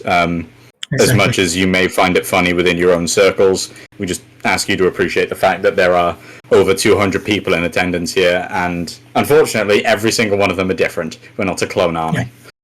If we were a clone army, it'd make life easy. Okay. Are there any other questions, points, queries, or concerns that people would like to bring up? If you could either speak up in the voice channel now or chuck it in the war chamber, we can answer it then. I need to get bugging in the next few minutes. But I will be around for messages. Yeah. Okay. Yeah. If I'll you be think staying of something- here. I'll be staying here for another hour or two. I've already opened 3 rooms below, so for each platoon you can pop into your table 1, table 2, and table 3. You guys can discuss about your platoon plan. If you have any question, you can just pop back into the round table and ask me. I will try to tackle those things. Additionally, guys, if you think of a question much later, don't feel concerned about asking it. I would rather you guys ask me questions and me give the answers than people assume. No such thing as a dumb question, unfortunately. So I'd rather you guys be asking and checking for clarification than assuming and getting stuff wrong. Open and clear communication is just going to lead to this thing running a whole lot smoother. And I'm sure everybody would appreciate that. Exactly. That is such a satisfying GIF. Thank you for that, Cloms. I'm saving that. The man is a magician with those gifts, bro. Yeah, right. Is there anything else from anybody before we send you off into your platoons? Space on the limits. It's gonna be a bit tight, I think. I've made the space on the Nimitz work. Don't worry. Yeah. Okay. Would you like to actually see a preview of the space on the Nimitz on site? I think they wanted to see the what's it called? Our pilots want to know like what's the layout on the deck, because I've been told Cat 4 and some of the elevators are blocked off. This will be the layout on the day. So this is what the deck looks like. I did some tinkering to make it clear, so Cat 4 is open. Elevators 1 and 2 are blocked by helicopters. There is nowhere else for them to go. Alright. Elevator 3 is blocked by a jet that's moved out of the way. That may be moved to Cat 4, which will, again, free that up. Elevator 4 is down, so that aircraft from within, which are all here, can be brought forward. Again, moving these 4 aircraft will require you to use these ones up first. That just makes logical sense. Blackhawks. So the Blackhawks are going to be over here with these ones. Just out of the way to free up room on the carrier. There will be a secondary pilot spawn over here. And I've conversed with Dimmy that once the helicopters are done being used, they will be flown over to this airstrip and landed to maximize space on the carrier for jets. Okay? Okay. So for those of you who... go on, Grayson. Sorry. Yeah, so as I planned in the initial phase, I'm using the Blackhawks and Chinooks for transport, right? So are you implying that those heli pilots, if you can move those two Vipers to that airbase there, put those Blackhawks onto the carrier, and then we'll do it from there. Yep, I'll rejig those around now. Okay. Yeah, that's fine. So regarding those of you who are here from the platoon and the company stuff, okay? If you guys notice on the comm your platoons have got colours on them. Those colours correspond to the flags that you'll be spawning at, okay? Yeah. So blue is first platoon, red is second platoon, green is third platoon, and white is company command. That is where they'll be spawning. Pilots, you will be spawning up on the deck here. I've tested all the spawns. They all work. I've been continually retesting them. They all still work. Naturally, if there are any issues, I will be available to provide teleportation or technical assistance in a relatively limited capacity. one thing I will ask, and no, I'm not asking, I'm fucking demanding this so that we can get shit sorted well. When your guys spawn in, please don't go fleeing all around the ship. Stay in your areas so that the platoons can get organized. And so that everybody knows where everybody is. One thing that I'm considering doing is putting a little bit more space in between. Like I might move first platoon up to this end of the hangar, which means I can bring one platoon up here and just do a bunch of rejigging to make sure we've got space. By my estimates, there's about 33 men in each platoon, so I'm going to want a fair bit of space. I will also be placing down more arsenals. These are what the arsenal boxes look like, by the way. Other crates will be placed down near your platoon things, near your platoon spawns shortly for you to load in ammunition and grenades, that kind of shit, for resupply later on. Just a side note, we welcome everyone to social life with the others. Of course. Just not the whole team. All right. Sorry, just to check, the Blackfish, the V44Xs, those will be the gunship variants, right? Negative. They will be vehicle transports. Ooh, okay. Would you like vehicle a transports? variant? Sorry, vehicle transports, not infantry transport. No, they'll be the VIVs, the ones that you can roll the vehicles into. Would you like a gunship variant? No, I was just checking because it was listed under fixed wing. Yeah, it's a V stall. I just put it on the fucking fixed wing because it looks more like a plane than a helicopter. Alright, yeah, that's fine. Sorry, question. What are we loading into those vehicle transports? Nothing. They're there that in case they get destroyed, that means the Europeans don't get them later for when they're using their vehicles.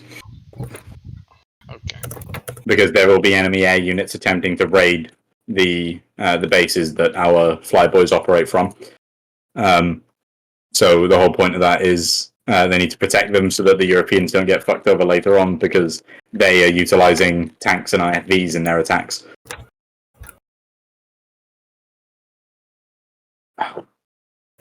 Any more questions? Anyone? Any urgent questions? Anything? Okay. Yeah. Okay. Thank you very much, Cord. Thank you very much, Cord. Thank you, Clark. Thank you. Thank you, Clark. Of course. Any further questions, guys? Please do send them along. Don't feel like you need to forever hold your peace. Okay. I'm going to bug out now.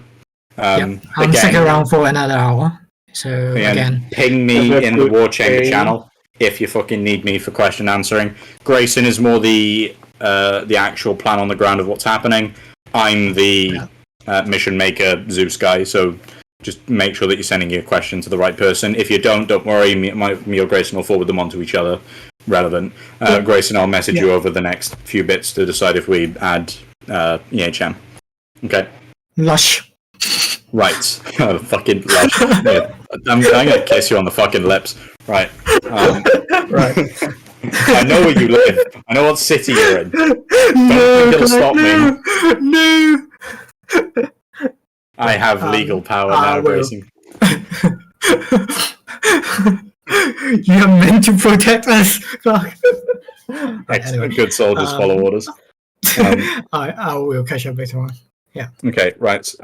Thank you very much, everybody, for attending and for your questions. I'm glad that I could answer those very much. Thank you very much, California. I've been told I've got a very colonial British accent when I choose to. It's oddly calming. Yeah, don't worry, chaps. We won't be utilizing any gunboats today. And thank you for everyone and every team participating in this event. It's really rare to see or to see communities to gather around and do an operation like this. I can't remember last time we did it. It probably 4 or 5 years ago. It was half a decade ago. It was half a decade ago. So it's good to see everyone still around and participate in this event. So enjoy the event. I know it's quite hefty with the information today. Digest it as much as you can, but the most important part is to enjoy the event and enjoy the game. And that's it. You are more than welcome to use those tables below to discuss about your platoon plan. I will be sticking around for another hour or two. If you have any questions regarding platoon or regarding the battle plan, come back up to the round table and I will discuss it with you. So that's about it. Right. Have a good evening, everybody. Thank you very much. Thank I will you. catch you all. Thank you. If I don't see. see or talk to any of you before Saturday, I will see you in time for D-Day. Okay. Right. Farewell. Adios. Okay.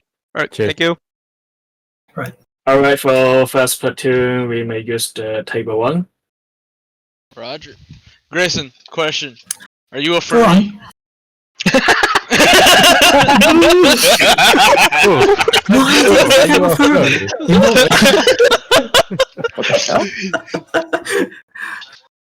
Yeah. Yeah, you know, just in case if I want to sneak a C4 in the. I'm not gonna say yes or deny it.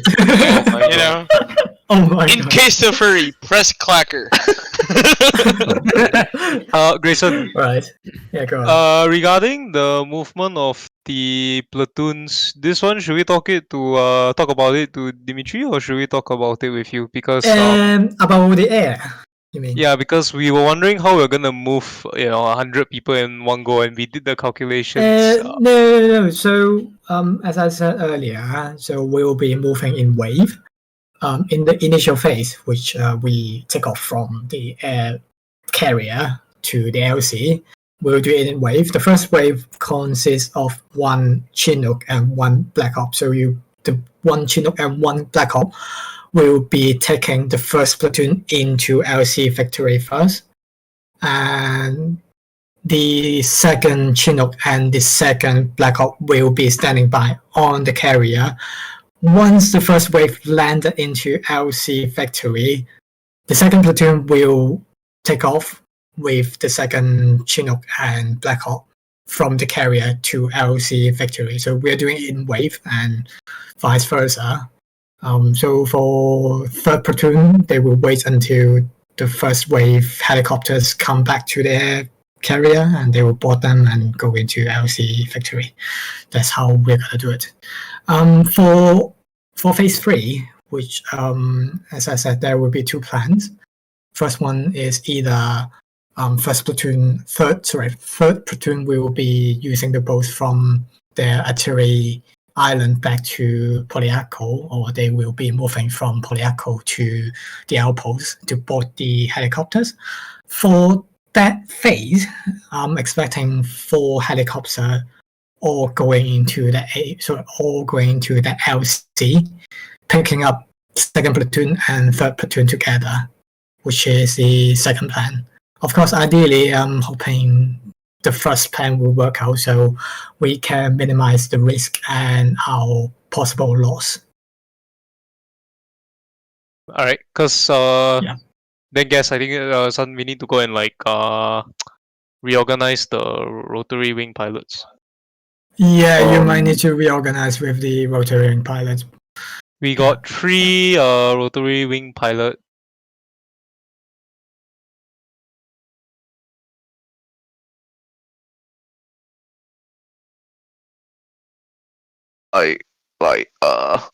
Formation what we're using, like ash, like wedge, formed by each SWAT. I mean, like first you all form up at the wedge, and then maybe the first SWAT on the front, and then followed by second on the third, or like how we want to do it. It's up to Potato's decision, I think. Actually, So like 呢個 Assault Squad 係我哋 build 到嘅。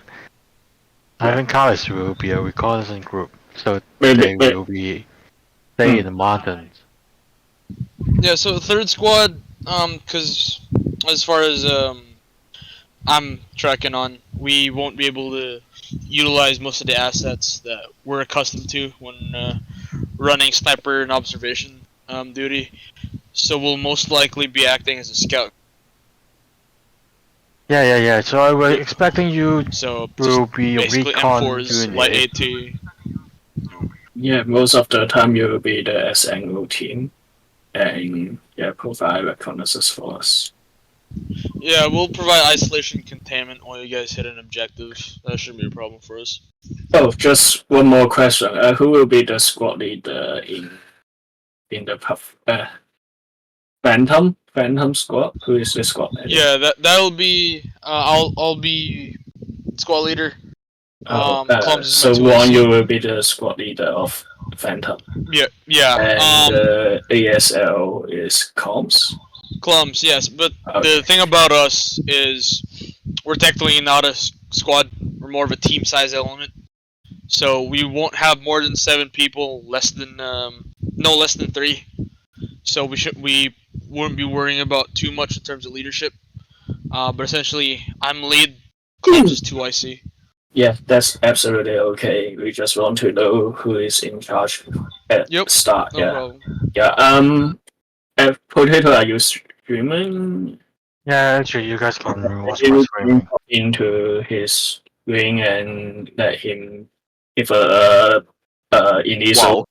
And then after that, maybe if we have anything want to discuss or change, we can share our opinions to us. Okay, first the missions detail. They're just saying. I think we are clear of that. Clear. Right. Yeah, just to make sure everyone has the Googles because we will start at the night time. So since it's a night job, so I expect everyone will be taking the laser or the rope, but not putting it on or turn it the laser on, in case the enemy have night vision goggles too. So I will inform all unit when you can open it up. Okay, so basically we are dealing with most infantry or a few mechanized. Yes. This looks like they only have the MRAP BTR, yeah, light vehicles, but they also have the helicopters. Not sure which kind of helicopters. Like assault helicopters or utility helicopter, transport helicopters. We don't know. Yeah. About the aerial threats, so try not to engage with your small arms. Just inform us and we will divert message to the FAC. Let the pilot deal with the air threat. Okay, we just gather some intel from the briefing and just do a lot of wordings is really complicated. So we'll move to the phase 1 first. So after we land, Grayson says we will be the first wave. So when we land, try to move a bit further for the LC and set up some secure fortification position for yourself, for your own squad. So I would say Kalis will be to the north side of LC, and 2 of my squad will be the east and the northeast. So for the stage 1, we may need to wait for the second and third wave of the. Yeah. We will wait all the players around. So maybe not that far away from the LC. Of course, we need to clear the LC so that make sure everyone can clear safe. But if it's too far, we cannot defend the LC. Yeah. In my memory, there is a main road down there in between 2 mountains, so there is a good point to defend. Yeah, we will try not to enter the red zone, the POI red zone. Just wait for everybody else coming down. So our platoon team will be stay already behind in try to not get killed. So Archer and Saber will be the main assault squad, and Kalis will be the recon team. Yeah, so Kalis now changed. 1. Sorry, but Kalis now changed the name to Phantom. Just for your information. Oh, okay. Yeah. So Phantom will be on the hill point 120116 as purple marking. For the colors, all the purple one will be the Phantom, green one will be Saber, and the blue will be Archer. Platoon squad will be the orange. So if there is any change, or I will use the color to identify. So try to follow your own color.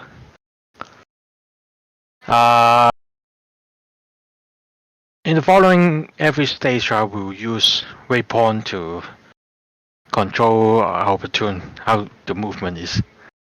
So our main force will be enter the town from the west.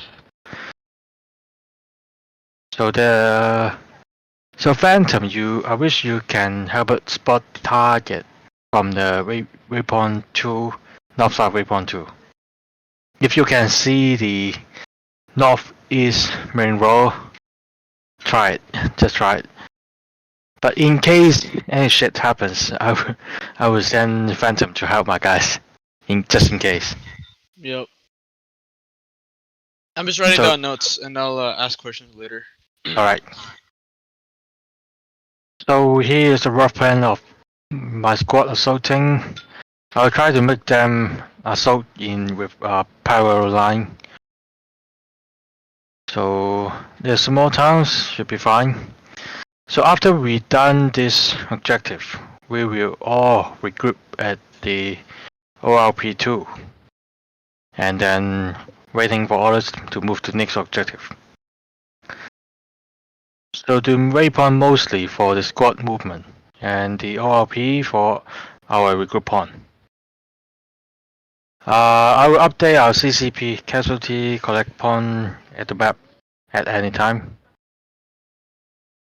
So just try to look at the map and maybe update frequently. So is there any question for stage 1? Question for stage 1. Yes. And it will probably persist at other points in the operation. Will we have set phase lines to shift and lift fire on the objective? The other question will be in accordance with the lift and shift fire. Are we expecting to pack heavy, for example, 240 Bravos or GPMGs? Because at that distance, and as we continue to assault that town, that's around 600, max 800 meters engagement. M4s won't cut it. So we'll effectively be useless on that hill if we don't pack heavy. Yeah, you can pick one. That's a good question, I think. FJ 等我嚟講佢。嚟，冇問題。At the LC, when we land at LC, I think platoon HQ will take 2 of the MG gunners from the assault team, and they will follow us to the designated location of the FSB position, and the FSB position will be determined based on the site condition by our platoon leader. So you see there is around 600 meters from the hill to the A01, but actually it depends on the situation. Yeah, if it will. They find a good position, they will be they can do the suppress fire at the top of the hill. If not, they will change the position slightly to the south northeast of the marking. And for the when the assault team enter the town, of course we do not want the crossfire. So before the establishment, platoon leader will set up some target reference point or and also the waypoint to indicate where they can do the suppressive fire, and they will under my the MG will under my command. I will ask them to do the shift fire stuff so that there will not be a crossfire. Is that clear for you guys? Yeah, that's clear in terms of shift fire. the taking the machine gunner part, that's fine with me. But the concern I was having is not taking guys from the assault team to plus up or support by fire.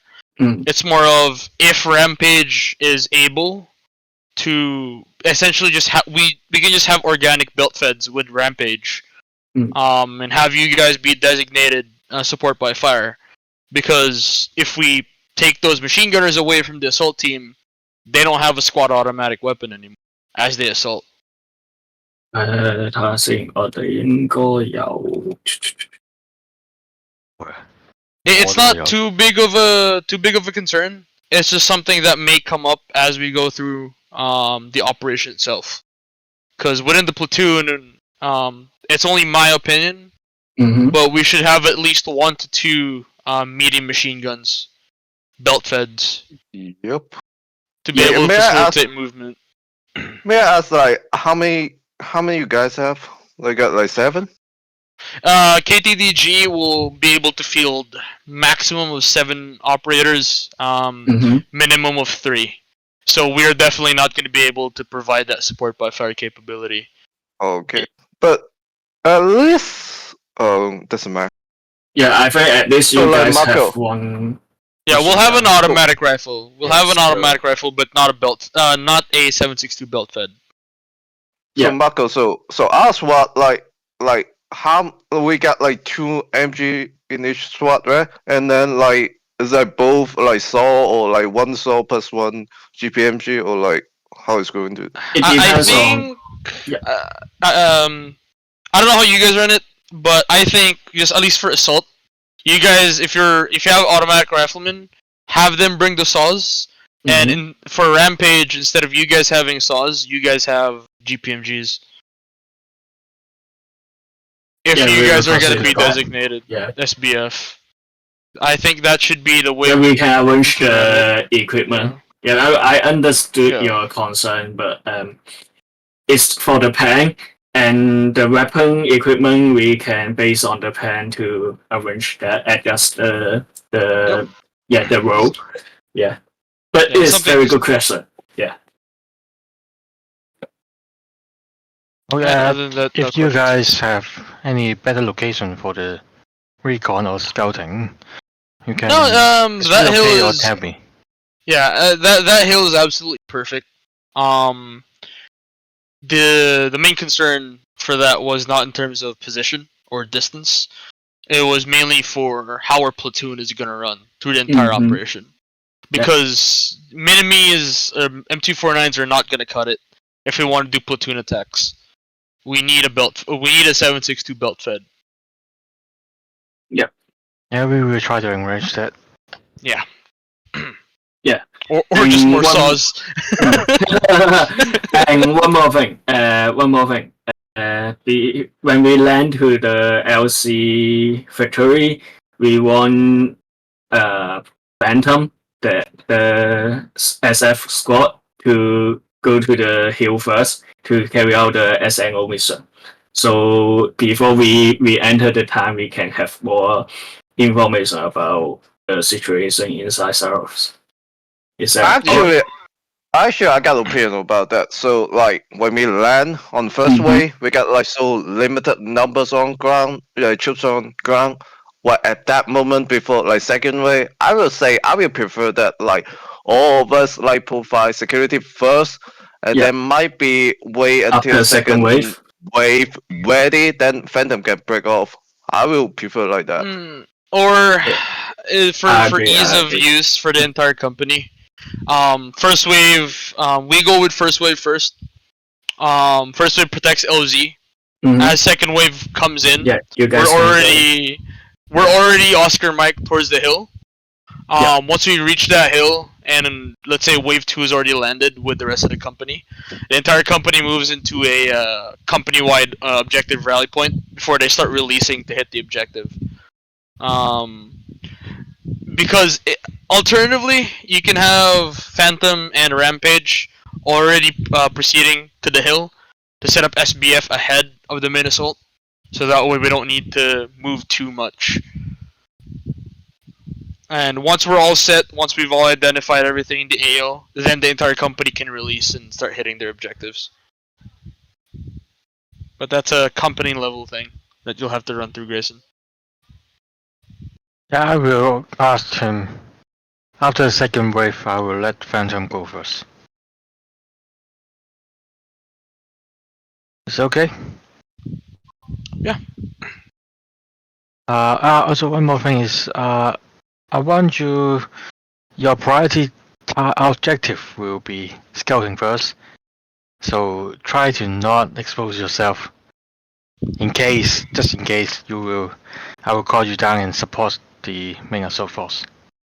So your priority is spot, find good location and spot all the targets. That will be good for us. Okay. Anything about stage 1? No. If not, I'm going to stage 2. So stage 2 will be the phase line 2. Actually, it's a small town, so I will put one of my squad and Phantom north side of Teresa, and let Archer to assault the east of the Teresa. So Saber will be setting up north side at the waypoint 11, as you see. So for block off the enemy reinforcement if they have. So Phantom, give me a second. It's blocked away.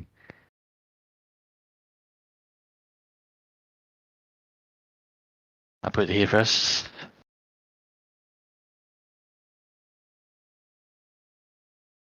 My first thought will be Phantom setting up on the hill point just left side of the waypoint 11. Just make sure you can overwatch the town and the 2 main road. If this too exposed, you can move to do you see the purple arrow here? Over here. Something here. The building's over here. So priority is over the road. Where? Sorry? Yeah. Yeah, so just for the better view for the road only. So Alternatively, there's at that POI marker, west side of the objective, past the red line, left. Left. Elevation 3-4. Left of that more. Yeah. That's elevation 3-4. It's a little bit too low, but it's more elevation than the ones to the east. Yeah, 352. That'll work. That's a hill. Yeah, over it's also okay.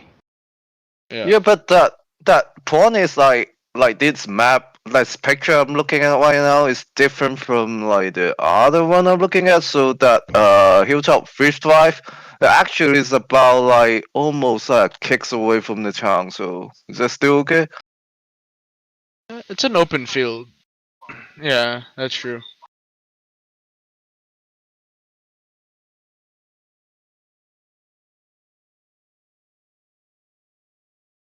At best, that's an early warning observation point. It's not an SBF position. It's not an assault position. It's for observation. Yeah, I think if we put you guys to 3-4, it's too far away to do the like. I would like you guys to be like reserve force for the assault. If anything goes wrong, you guys can help. If we put you at 13-4, then it's too far away and we can't. Yeah, we'll push it 2-7 in between waypoint 10 and 11, just north of Teresa. We can find anything there. Yes. You see the waypoint 10, right? East of the waypoint 10, there is a small hill with elevation 42. It's covered by the arrows, so you cannot see it. But that should work. Yeah, that should be the best place for doing the observation. And if anything happens, you guys can come and support us. The other way we can run it is we'll run it like how we do our guard mountains. If I get at least 6 or even 4 dudes, I'll split them into 3 OPs. Two guys on East 27, 2 guys at South 27, 2 guys at West 40, whatever. Watching waypoint 10, yeah. And if you guys need this to maneuver, we'll push up to our main patrol site, and then we'll push out and fucking pull our asses out of the fire. Well, actually, the ideal spot is I want you guys to watch over the block of this row, the northwest row. Yeah. Yeah. Essentially, what I'm saying is I'm splitting my dudes. So if one of my guys says, "Hey, there's a column of clowns coming down from waypoint 10," we pull off and then we consolidate at waypoint 10. So we can easily do that. Yeah, that should be works. We're also staying around here between waypoint 10 and 11. Yep. So if you need support, we will be around. Yeah, we will consolidate all members before the convoys come, and then we can defend at waypoint 10 or ambush them. Yeah. So I think we will expect our supply after we done this stage 2. If we need. Oh, actually, Grayson said after Tansaro's attack raid, we have 1 supply, and then the second supply will be after stage 3. Yeah. Okay. So any question about stage 2? Nope. Okay. Give me a few seconds. So you can take a look at this stage 3 planning. So we are the last people in the platoons, but we are assaulting the most biggest town in the objective.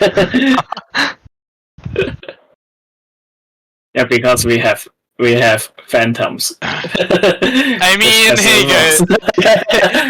hey guys, listen. I like you.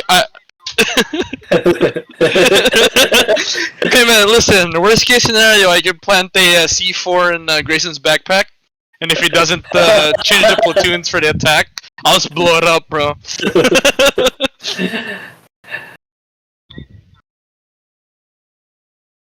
Yeah. But actually, the town is not that huge. Yeah, oh god, is that chicken burrito in the fridge? We might be getting the most fun part of the operations. No, we stick with it. More kills per person. Maybe you can also call for the yes. Dude, you know it's a messed up operation when Phantom has more kills than you guys. Yeah, go for that. Go for that. Force. Yeah, it's supposed to work that way. Yeah, it's not supposed to be that way, you man. guys are the elite of urban combat. Allegedly. I don't have all my Gucci mods, man. I don't know what to tell you. Okay, back to the topic, maybe. So, about the stage 3, the Polyeco. So I wanted our platoon to raid, to secure it in a quick way. So at this time, I will put Phantom also goes in as assault force. So yeah, we block the way. Yeah. Mainly will be our squad, but I wish Phantom can help securing the west side of the Polyeco. So we will try to make it quicker for securing all the town area. Well, we can do. How many guys do you want assaulting the town of Polyeco from the west?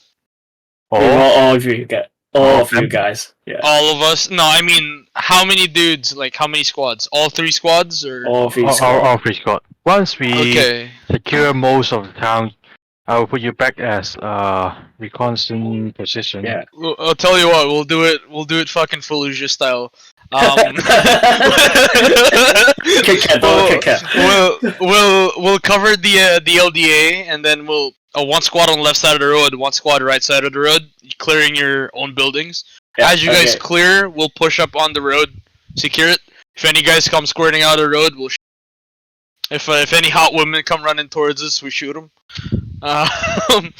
Absolutely. We keep them. All right, Roger. Peeled up. Yeah. So you guys don't have any comments about the stage 3, I guess. It's gonna be a fucking bar fight, bro. With how that Half-Life. shit's gonna go. Yeah. We don't have isolation and objective. We don't have containment. We only have assault. Yeah. This is acceptable. Yeah, at that moment, all the 227 will be in. Yeah, listen. You see the position of the platoon HQ, right? There's a reason why we bring claymores for you and for me. Okay. Yeah. So, it's okay. Any question? Okay. No. Yeah. Okay. If we can go to stage 4. Oh, before we go to stage 4, back to the last page, we will have a supply here, right here, and we have 10 minutes break. So those guys went to go to the outpost and the island of the east. They will come back to Polyarco, and we will regroup there. Then we'll start the stage 4. Great. Now I have to do some weird math to figure out when my order of chicken wings are gonna arrive exactly for 10 minutes. Okay, KFC. No, bro. Okay. Chicken wings, buffalo wings. JDB? Buffalo wings. Yeah. Buffalo wings and Red Horse, bro. Have you tried the Texas chickens? Texas chicken is good. Oh man. Yeah. Okay, let's stop talking about food. It's 11:35 p.m. I don't want to order food. Yeah. I don't want to order food. Okay. 喂，有一樣嘢，嗰啲 supply 係我哋自己執埋定點樣嚟啫？係自己執㗎。Helicopter supply 係自己執落個箱度，佢先再飛過嚟㗎。應該唔係。啱啱我聽你咁講喎。係咩？Yes. Let me clarify later. So about the supply, you guys want to pack it yourself, or we platoon squad pack it for all of you? Since we are using 5.56 or maybe 762 2-type emerald.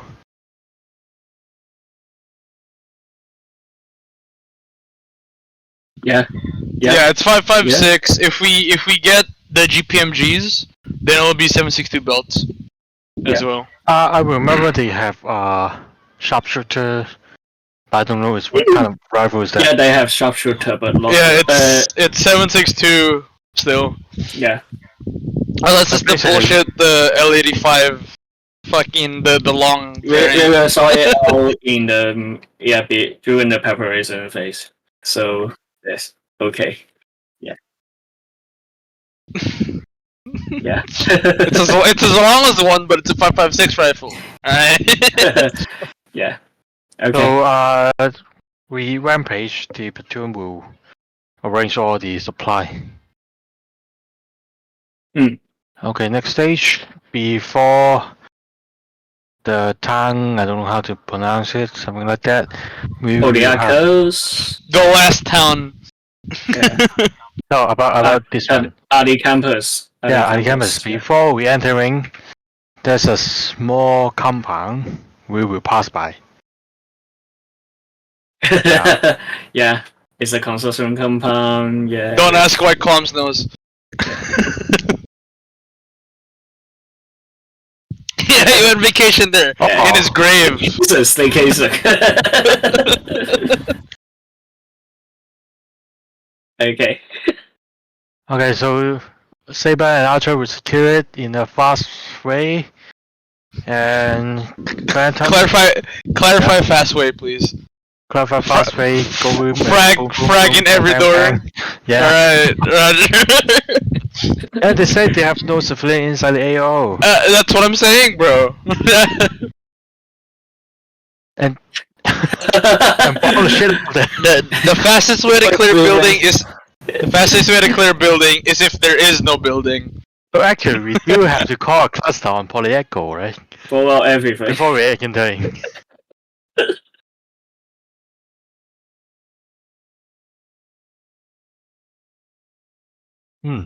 I can consider it.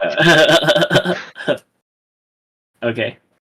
Okay, by the way, about clearing the building, we don't have to go to door by door. If you see no contact, you can just pass by it. I don't really. I don't really like that. Yeah, I asked Grayson and he told me that. Yeah, don't worry about it. Fine. We'll just rig it with explosives. Let me explain the reason. Yeah, let me explain why. Because we are not going to secure those time. Yeah, we only need to secure the last time at the campus. So the rest of it we just pass through it like a patrol. Yeah, so don't worry about that. We don't keep that. We don't stay there long. Yeah. Right, we're not dealing with insurgents. Right? Yeah, that's true.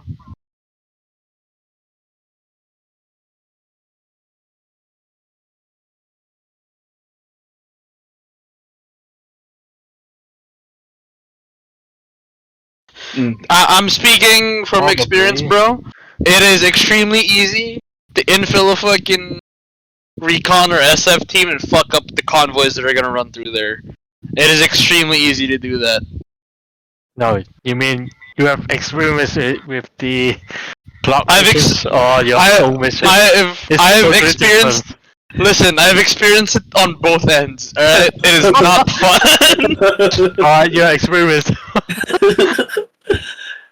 I'll say this: the Zeuses and the other players on the other team were not happy with me.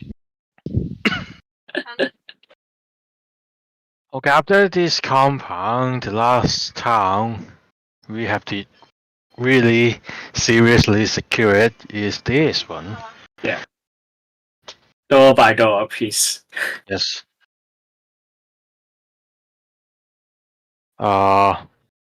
Actually, it's like they have quite far away. Yeah, it's almost 400, 500. Yeah, 400 to 500.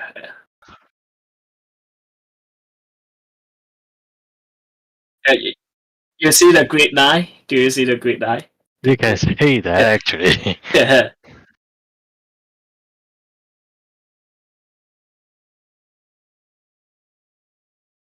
Yeah, technically, yeah, they are. Yeah, I cannot say you're wrong.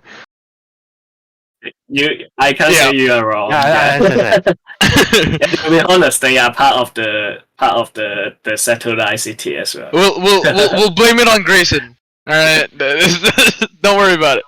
That is my plan. So it's not problem of Grayson. It's my problem. Sorry, guys. You're good. No, we're mainly saying that because of how the proximity of it. It's.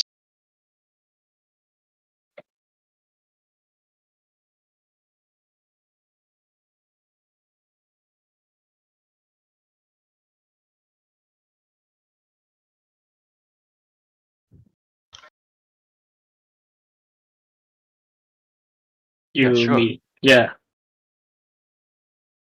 So that's why we have you guys at the hill to do a single mission. That is the reason.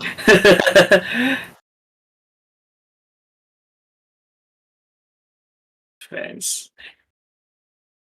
Okay, so with the main force, we will be securing the town and Phantom staying up at the hill as the same way. After they secure, Saber will defend northeast road, and Archer and Phantom, as you can see at the diagram, you block that road. So you can dispatch a small team at the mountain and let a few guys to the road Or if you have confidence, you can stay at the hill. Oh shit! I don't like that ambush pattern. We're gonna shoot into each other, assuming that's not plunging fire. Yeah, you can make a little bit angle. Like it's indication. The mark is indication. I'm looking at the terrain. Not our actual position. Is that Comes correct me if I'm wrong, or I'm pulling a lieutenant and not reading the contour lines. But is that flat ground or is that plunging? Is that road in between two hills? So it's plunging fire. 佢應該笠咗落去喎。呢度係笠咗落去，笠咗落去，笠咗落去。我嗰次呢度係笠落去，呢度高啊嘛，呢度山嚟嘛，呢度山嚟嘛。Right, so it's yes. We can. I'm thinking of it because we can probably use that to our advantage, but actually, there's a small house over here. You can use it. No. Yeah. I don't think you guys need to go next to the road. You guys can reposition. Yeah. Yeah, you can also use 116 if you want. But in my memory, because you see at the north of the west of the POI, you see 123. It's going down. Yeah. From northeast to yeah.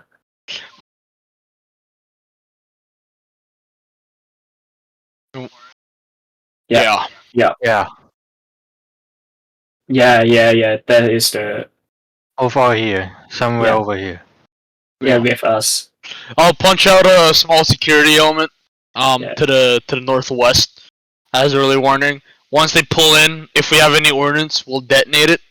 And then Callus can have plunging fires on objective, while you guys can just fucking hit them from the northeast. Again, it's just an indication. I want. We want to give you guys some freedom to. Yeah, brother. We're looking at the terrain, not the position on the map. Like we got what you're saying. We're just looking at the terrain. Yeah, absolutely. Yeah, we do. Sure. Who's section? Yeah. Well, we can fraggle it once we hit deck, but I'm thinking of pulling a fucking ranger smash on these motherfuckers. Where's my notebook of tricks? Where the fuck is it? Yeah, we'll fraggle it once we get on ground, but we're looking at an unconventional ambush here. Because if we have high ground on one side and we have flat ground on the other, you guys can hit the convoy. Your flyover rounds are gonna hit the side of the hill, and we can just hit them from up top.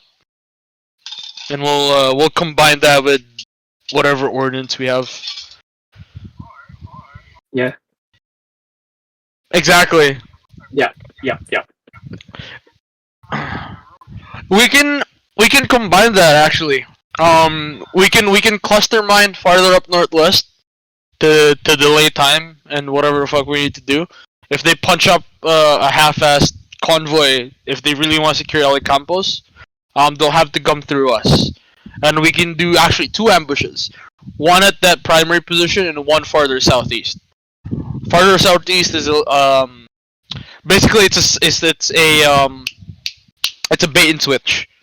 We'll have the cluster mines northwest.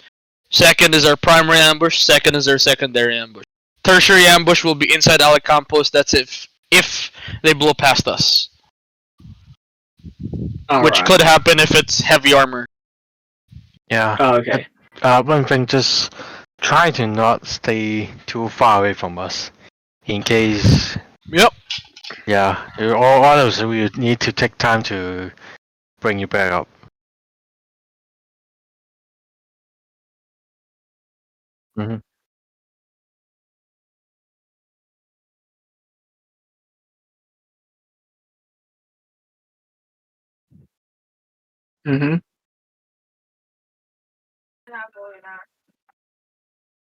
Yeah. You guys can call the cast. Call in cast. Okay. Yeah. For ease of use, ahead of time, I think we need to start setting up TRPs in accordance with company command. Even now, because we do have satellite image of the area already, so we can start setting up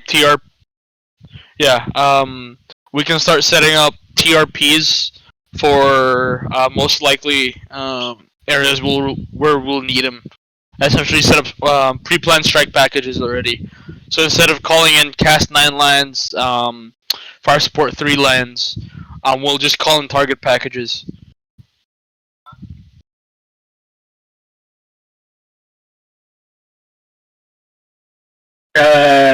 Just actually, it's our limited, so you can.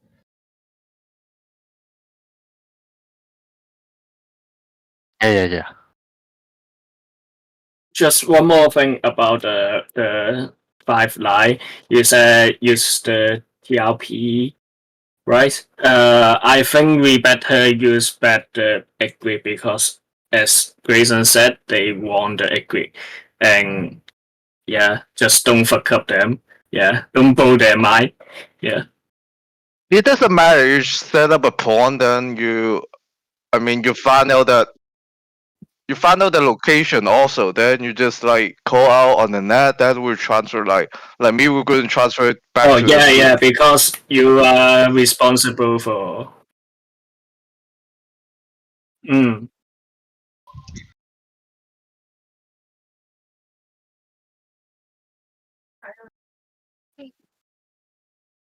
Ah.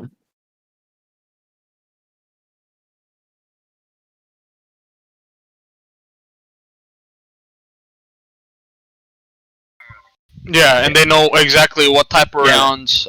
Because you guys are calling in the cast mission for platoon level, and then terrorists will relay the message to company to FAC. So terrorists will give the grid to the FAC. I mean, the 8 grid, like as we hit the limits, we already have it. Yeah. Yeah. Yep. That is okay. Yeah, you just give them a target in advance. Is that right? Brother, worst case scenario, if we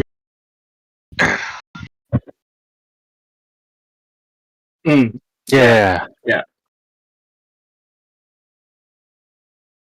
More easier to find the enemy. Yeah. Yeah, there is no problem at all. Yeah.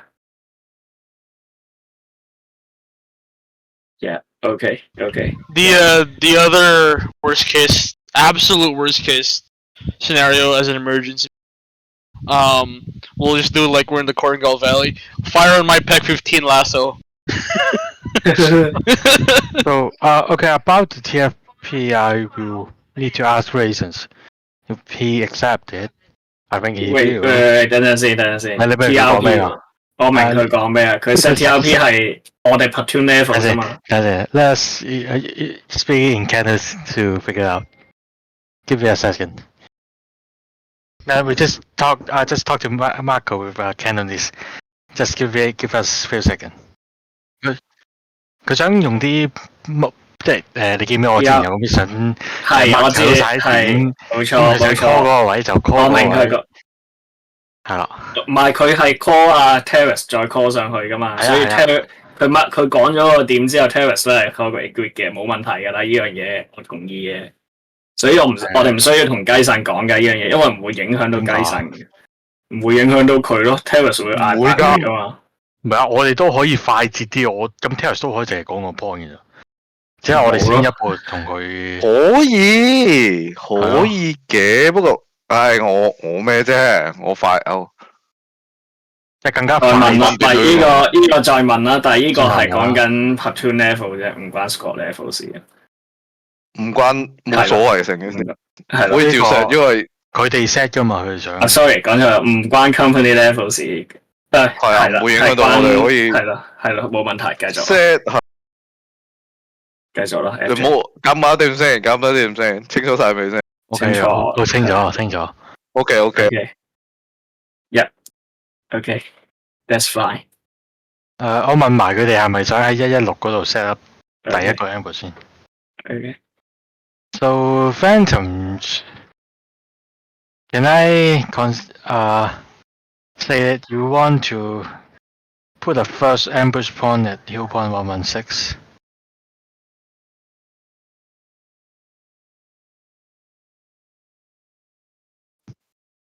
Mm-hmm.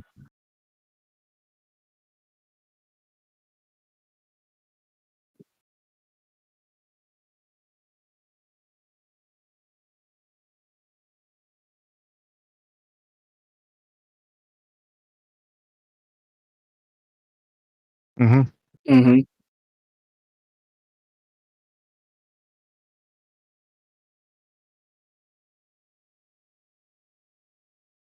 Yeah, I think if Phantom, you guys don't mind, we can. Yeah, after you guys see the convoy is coming, what kind or other type of enemy reinforcement, you guys can pass through the road and join with the archer.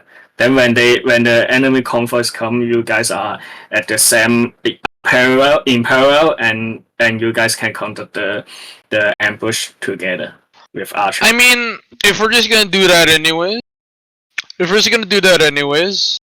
Clums, if we're gonna do that, we can just deploy 2 operators on that hill as early warning.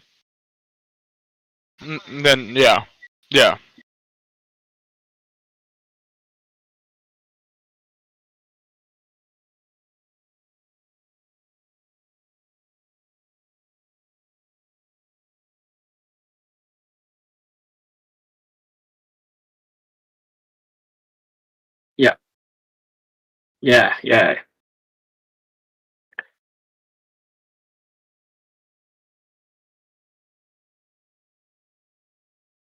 At two, yeah. Yeah, which unfortunately, I was looking at our comp. I don't think that's going to be doable because we don't have jabs. We don't have a full weapons section. Yeah, we can do that absolutely, but in terms of putting up a strong yeah, with archer. Oh yeah. No, I mean with the platoon, like even if our entire platoon is there, how heavy of a counterattack are we expecting here? That's my big question. If it's just infantry, just mechanized infantry. If it's mech infantry, if it's only let's say 1 or 2 BTRs, yeah, we can absolutely delay it. If it's trucks, we can absolutely kill it. But if it's anything heavier, if it's anything, handle it by air. if it's anything heavier or greater than our call sign, all we can do is do a hit and fades. Yeah. Well.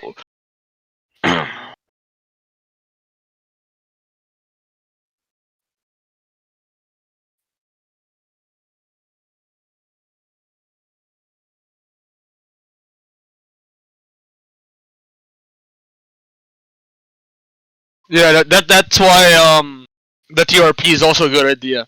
Because once we conduct our hit, once we fade, that TRP is already set. So RD's gonna come in as soon as we finish our mad minute. And then we can set up our secondary ambush point for any stragglers. Actually, like, I just think of something. Hey, Putin, you want me to be there? So instead of in the town, so I can be better call in fire mission as support anything. 咁你就會專注喺 air 噶咯，對 ground 就我自己要喺 mark 度剔翻噶咯。Yeah, if you we need fire support and 哇，點解我一個講英文 ？If you if we need fire support, is better me in person be there, so we don't need to how to say it? From the front line to a wave transmission to me back there, then I go to I don't know situation back in the town. So I feel it's bad, but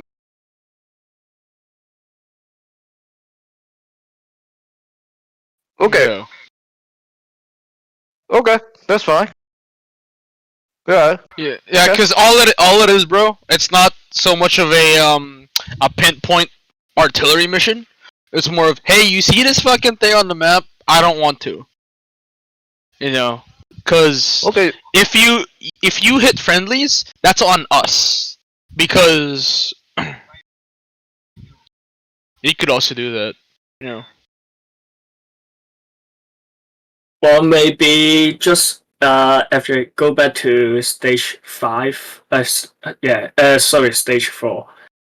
Maybe when the Phantom Squad detached to the hill, we also detach terrorists to come with you guys, and you guys can, yeah.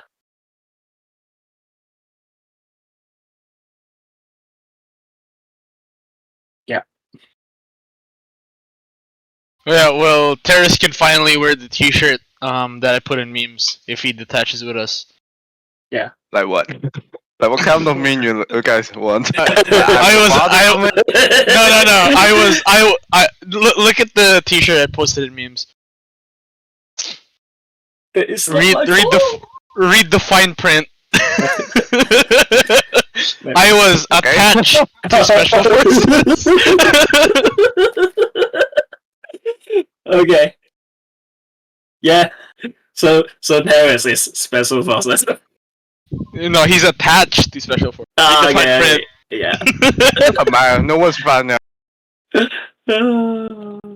Yeah. Okay, so I can consider your first ambush point 116. Your fallback point will be south side of the power plant. And in second ambush point, where do you want to set up? Your squad, I mean.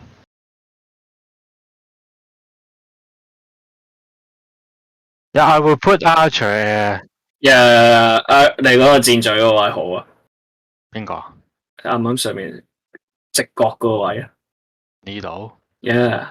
I will put Archer over here. Yeah. For their own ambush point. So if they failing to ambush the convoy, they will already fall back to the house over here. This is my first plan of it. So how about Phantom? Your second ambush point. Over here? Some bush over here? I think if we fail to ambush them, we just move back.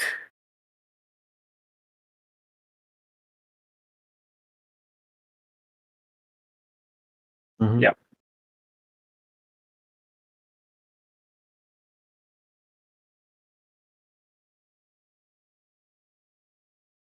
Oh, okay. Okay. Oh, one thing, do you stay at the hill point 92? This has 2%. So all the time we have people over there, right?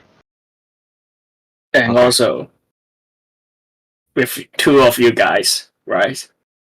Terrace and 2 of you, your member.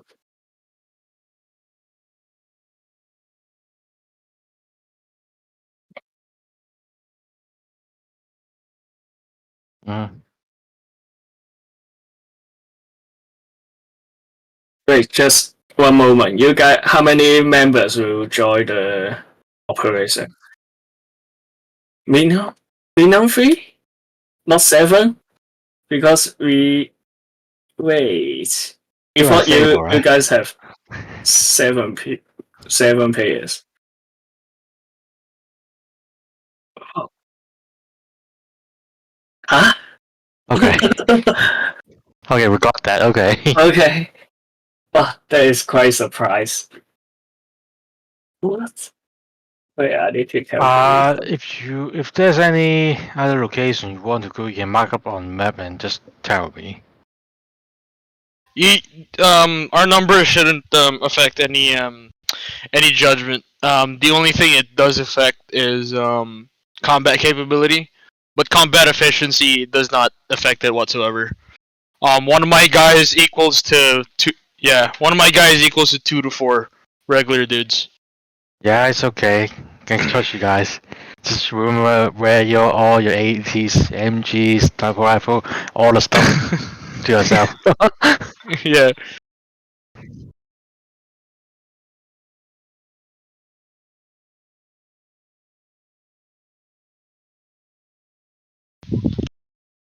Yeah, actually, there's a cliff is already down.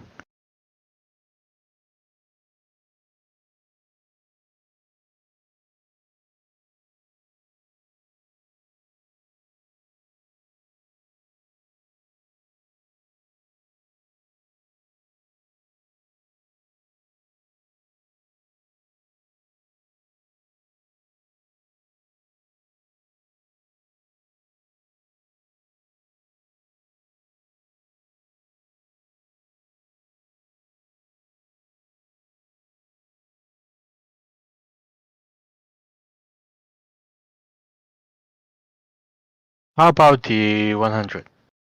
Or somewhere over here?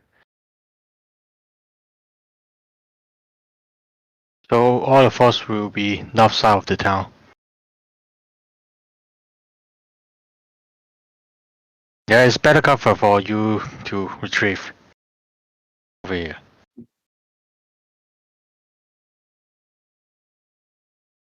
Here.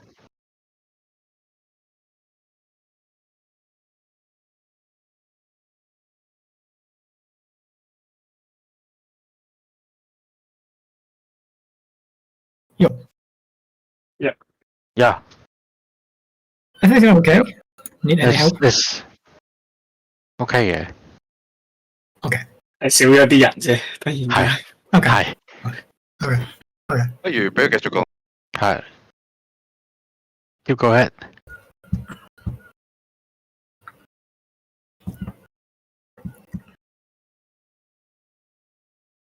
Yeah.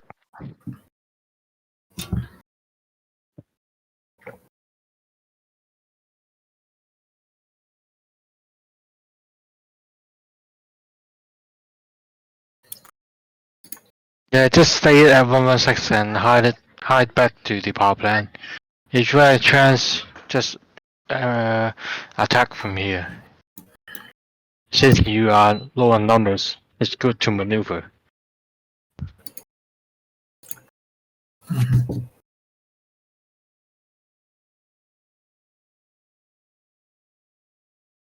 Yeah. Mm-hmm. Yeah, so you guys know a bit northeast of your position is the platoon 2 area, right? So you don't have to worry too much. They will be staging over there to hopefully help you out if there's any enemy contact coming from direct north. What's the other platoons doing during this? They are capturing. Are you talking about platoon 2? They will assault into Nochori, north side of Nochori, then move north of Nochori and stage between that town, Laka, and Nochori, in between those two hill slope. Yeah, the 115. Sorry, Marco, can you go back to the? It's potato. Yes. Sorry, potato. Can you show me the map? Thanks. 我想揾翻你個 battle plan，因為我呢個睇我有。A brief operation brief. Camps open. 哇 Your screen is. No, go to page 4 or 5. Page 4 or 5. Scroll down. Scroll. Potato. Yo, this time. Someone give me the GIF, the one that. Yeah. So in here they will be defending in between 0.44 and 0.64. Platoon 2. So you don't have to worry too much about them, the enemy attacking from the north side. Some of them will be will be taken care of by the second platoon. What I'm more concerned for the first platoon is the northwestern enemy reinforcement road. That one there. That would be the main force they will be attacking from. You can put one section maybe northeast, defending the east side. In case any enemy come from the K town. Our plan is also like this, and if we find that we need more people to deal with it, we can pull back the saber and help us. And a suggestion for Kalis, maybe you can either hide on pawn 93, which is the one Marco already marked, or pawn 121. That should be, well, actually no. I don't know, maybe a bit further north to pawn 153, so you can look directly at the town, but depends. It depends on how. Depends on the member size. Yeah, it's a bit too extend. So keep it to pawn 93 or pawn 121. Then you'll be looking northeast to the main road. At the main road, I mean. Phantom suggests they will. Phantom proposed they will go to 116 and try to ambush the combat. That's also fine. Depends on the enemy size. Up to potato. What do you think? I think it depends on the actual condition. So, yeah. That's also a viable option. If Kalis, Phantom, go to pawn 116, if it go down south, the shit hit the fan. You guys can pull back to the archer or saber position, southeast. It depends on their member size. If they only have three members join the.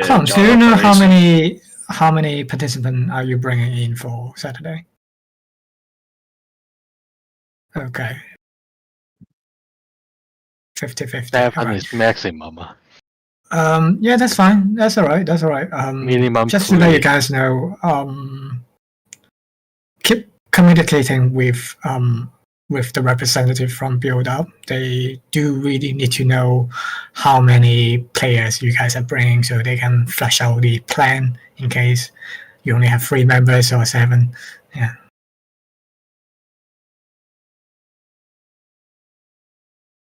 Yeah, absolutely. I understand that. Yeah, just if they can. Yeah. So. Yeah, absolutely. That's fine. The plan right now, is fine.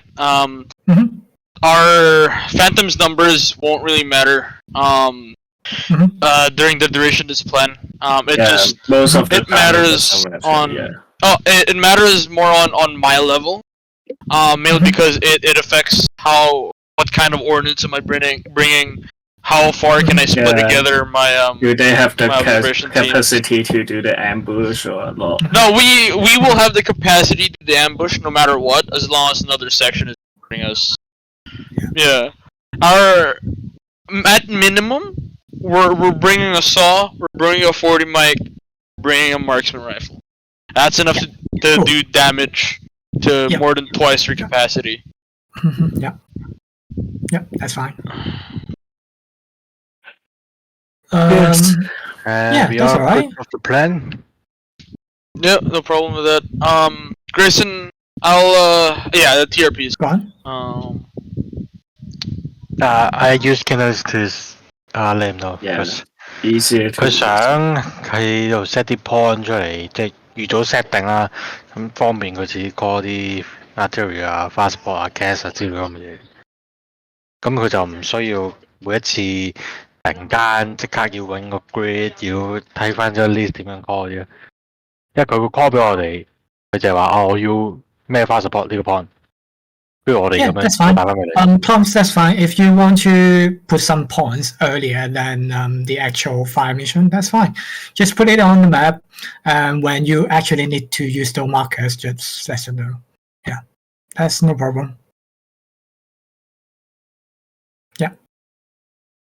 Yeah, you can do it before all the stage. If you find out some potential ponding, you can just generally, if you set up the TRP prompt is for you to identify more like a landmark.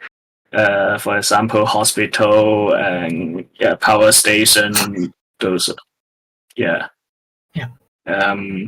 Well, yeah, but more remarkable, possibly. Just a reminder: don't put too much markers. Because everyone will be sharing the side channel map anyway. So keep it clean, keep it tidy. Just put the satisfactory amount of markers on the map, and that's fine. Yeah, absolutely. I think we will be happy with your suggestion as well. If you find like choke point or any possible enemy vantage point that you want to mark it out earlier than the actual mission or the actual assault, that's fine. Just mark it out. If you actually need to use those points, let us know. Let me know, or let me know if that's related to air. Dimi will take care of that. If it's related to ground, that would be me. Yeah. Oh, the other thing we need to bring up, Marco, the 240s. If they're going to be available, if we're going to be able to get GPMGs on top of saws. Yeah, GPMGs. I was just curious if we were able to get those, because I know we're using BAF weapons, and I'm very familiar with those. Yeah. Yeah, we can check it out. I think, yeah. It's more of a question for Zeus. But I think kit-wise, we can fall back on just plussing up on saws, but we can do that. I think as early as Friday or Thursday. If I believe when we're setting up the test servers.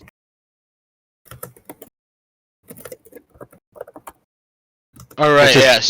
Just 3 hours, 3 to 4 hours. Other than that, we will be opening our server for public entering. Yeah, as early as Friday, as late as early morning Saturday, we're able to make our kits already. Yep, absolutely. Yep. Yeah, because the first thing I will try to roll it out on Thursday, but I have no guarantee on Thursday because that's the day I come back from my holiday. Realistically, on Friday would be more secure. The main reason why we were discussing GPMGs is because having an organic weapons section to our platoon will aid us. Yeah, it would, but alas, land bank calls.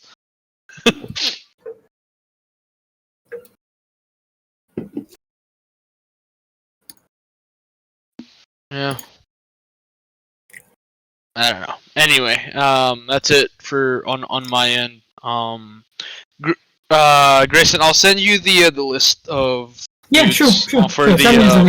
Even if those guys can't participate. Do I need to send you the Yes. Do I need 7 guys. No, I mean 7 guys, not 3. Do I? No. Do I need to send you the roles as well, or can we just leave that as? We'll just leave it as scout. If possible, send me with the roles. The equipment list, or no, just no. Yes, send me a wish list. Not the equipment. So about resupply, there will be designated ammo boxes on the carrier for platoon 1. So what I want you guys to do, when you log onto a server, on Saturday, log onto the server, put the ammo you need in those boxes in one of those boxes assigned to your platoon, then those ammo will be delivered from the air carrier to wherever you need the supply from.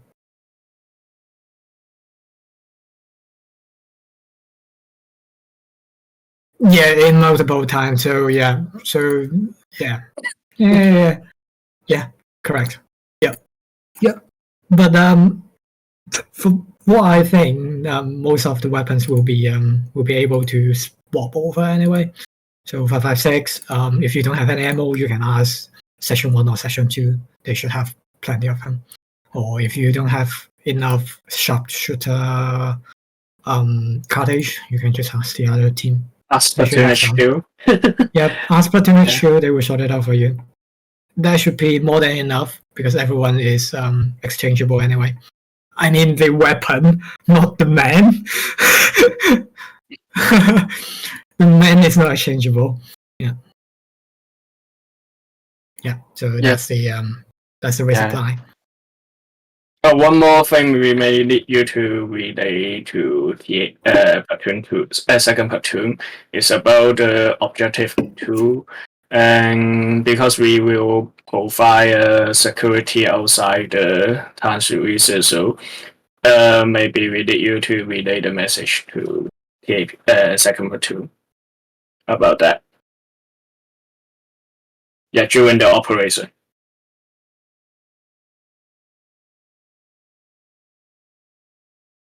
Nice. Sorry, I'm enjoying my donut. Go on. Say again. Okay, fat ass. Hey, yo. Like Grayson. Grayson, that's a list of 8. Oh, wonderful. Yeah, it's a list of 8. So okay, I'll put that in. The roles are oh fuck! I put CFA instead of medic, didn't I? God damn it, the Aussies are getting to me. That's fine. That's fine. There you go. God, CFA, stupid fucking acronym. I presume spotter is CFA, certified first aider. Yeah. So what about spotter? Stupid. What about spotter? What he will be carrying? No, so the reason why I put that is the sniper typically brings her long-range precision weapon system. So it's the 50 cal or 338 or 300 Win Mag, and the spotter carries a semi-auto support rifle. Okay. So in case of just whatever. Okay. Yeah, essentially all it is, bro, is that it all depends on these whatever equipment's available to us. So yeah, sure. Okay. I'll have to switch it over. So I'm not a big fan of limited arsenals because it's such a headache for me to figure out. That's fine. It's just because we have like 120 players in one operation, so we have to manage. We don't want to see like Gatling gun everywhere. Oh yeah, no, absolutely. I just think in the future, once this entire cohesion of units get together. Yeah. In the future, hopefully we can get like the loadout published earlier than expected. But because this time me and Clark have some personal like life and issues, so we have to delay it to this late. Yeah. Yeah. One thing's for sure, KTDG will primarily be your fucking reconnaissance boys. Yeah.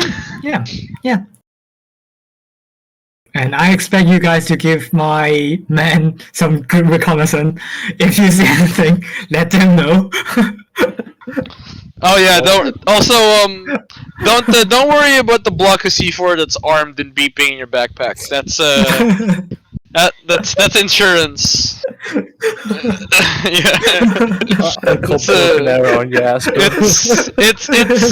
It's insurance in case you don't give me the fire mission.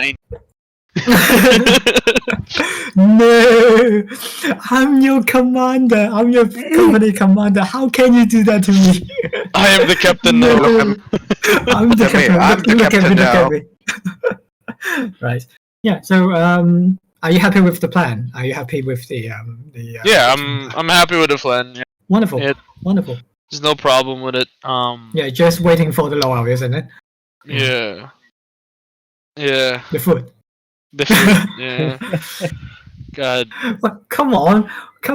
We all know Asian food is the best. I mean, what can you expect from us? at least. At least this. I'm munching on my donuts there. At least this op isn't like the 48-hour ARM op I was in before. Yeah, no. I had to sleep in my office. I had to eat in my office for the op. Oh no. Have breaks, bros. No, we are not that hardcore. It was fun. Don't get me wrong, it was fun. Cause I had to sit in the observation post, looking through the scope of my spotter scope for 4 hours. I had to sit there in lithium, looking at a tree for 4 hours. How many caffeine do you have? 0. Really? Jesus. 0. You should ask me how much alcohol I had. Oh, that. That's the real question. You don't want to know. That's classified. We don't leak our secrets. We don't know each other that well yet. Right. Okay. Right. Yeah. Tactical alcoholism. just small reminder. Make sure you are not drunk on that operation this Saturday. All right. Yeah. You're more than welcome to enjoy your alcohol after the operation. But not during the alcohol. I don't get drunk before or after the operation. I slowly get drunk in the course of the operation. Slowly get drunk. Over the duration of the op. Yeah, slowly. Yep. Yeah, bro. Fair enough. Right. Okay. Yeah. Marco and Potato, do you have anything to add about your plan? Yeah, I'm good with everything. Right. Yeah. Marco? Yeah, just let me know let Potato know how many you guys can join on that day, so he may have some change of the plan. Yeah. Yeah, no problem. Yeah, sure. Yeah. Okay. So if you have any question regarding platoon planning, one more make sure thing. you contact Marco. Yeah. One more Potato. thing. Yeah. Clums, platoon level question. Should I get buffalo chicken or should I get hickory barbecue on Why the Chicken both. Both. I'm ordering it from Frankie's. The buffalo chicken thing. Damn, bro. Buffalo or hickory barbecue. Or both. How to choose? How to choose? Only chosen. I'm more a barbecue guy. So I would say barbecue. They give you plastic gloves too. So I can eat it. Buffalo maybe. Because there's a sale. There's literally a sale on the day of the op. If I order at a certain time. Yeah, there's a discount. No, there's no. It comes at a discount. It comes allegedly, bro. I don't know. As long as it's chicken, right? I said it before, and I want to make this statement again. Asians' food are great. Are you a furry? This is still a question that has not been answered. It's called furry. It's called furry. He's using a dog. Wait, no, Clumps? Yeah. Dude, Clumps, bring out. Clumps, get the head bag. Timmy, are you furry? Timmy? Yeah, you're coming with us. What have I done? Huh? Are you a furry? Huh? What? Huh? Yep, definitely, yeah. I'm trying to figure out some problems with the fucking plane right now. What? Yes. Yeah, Roger, you're a furry.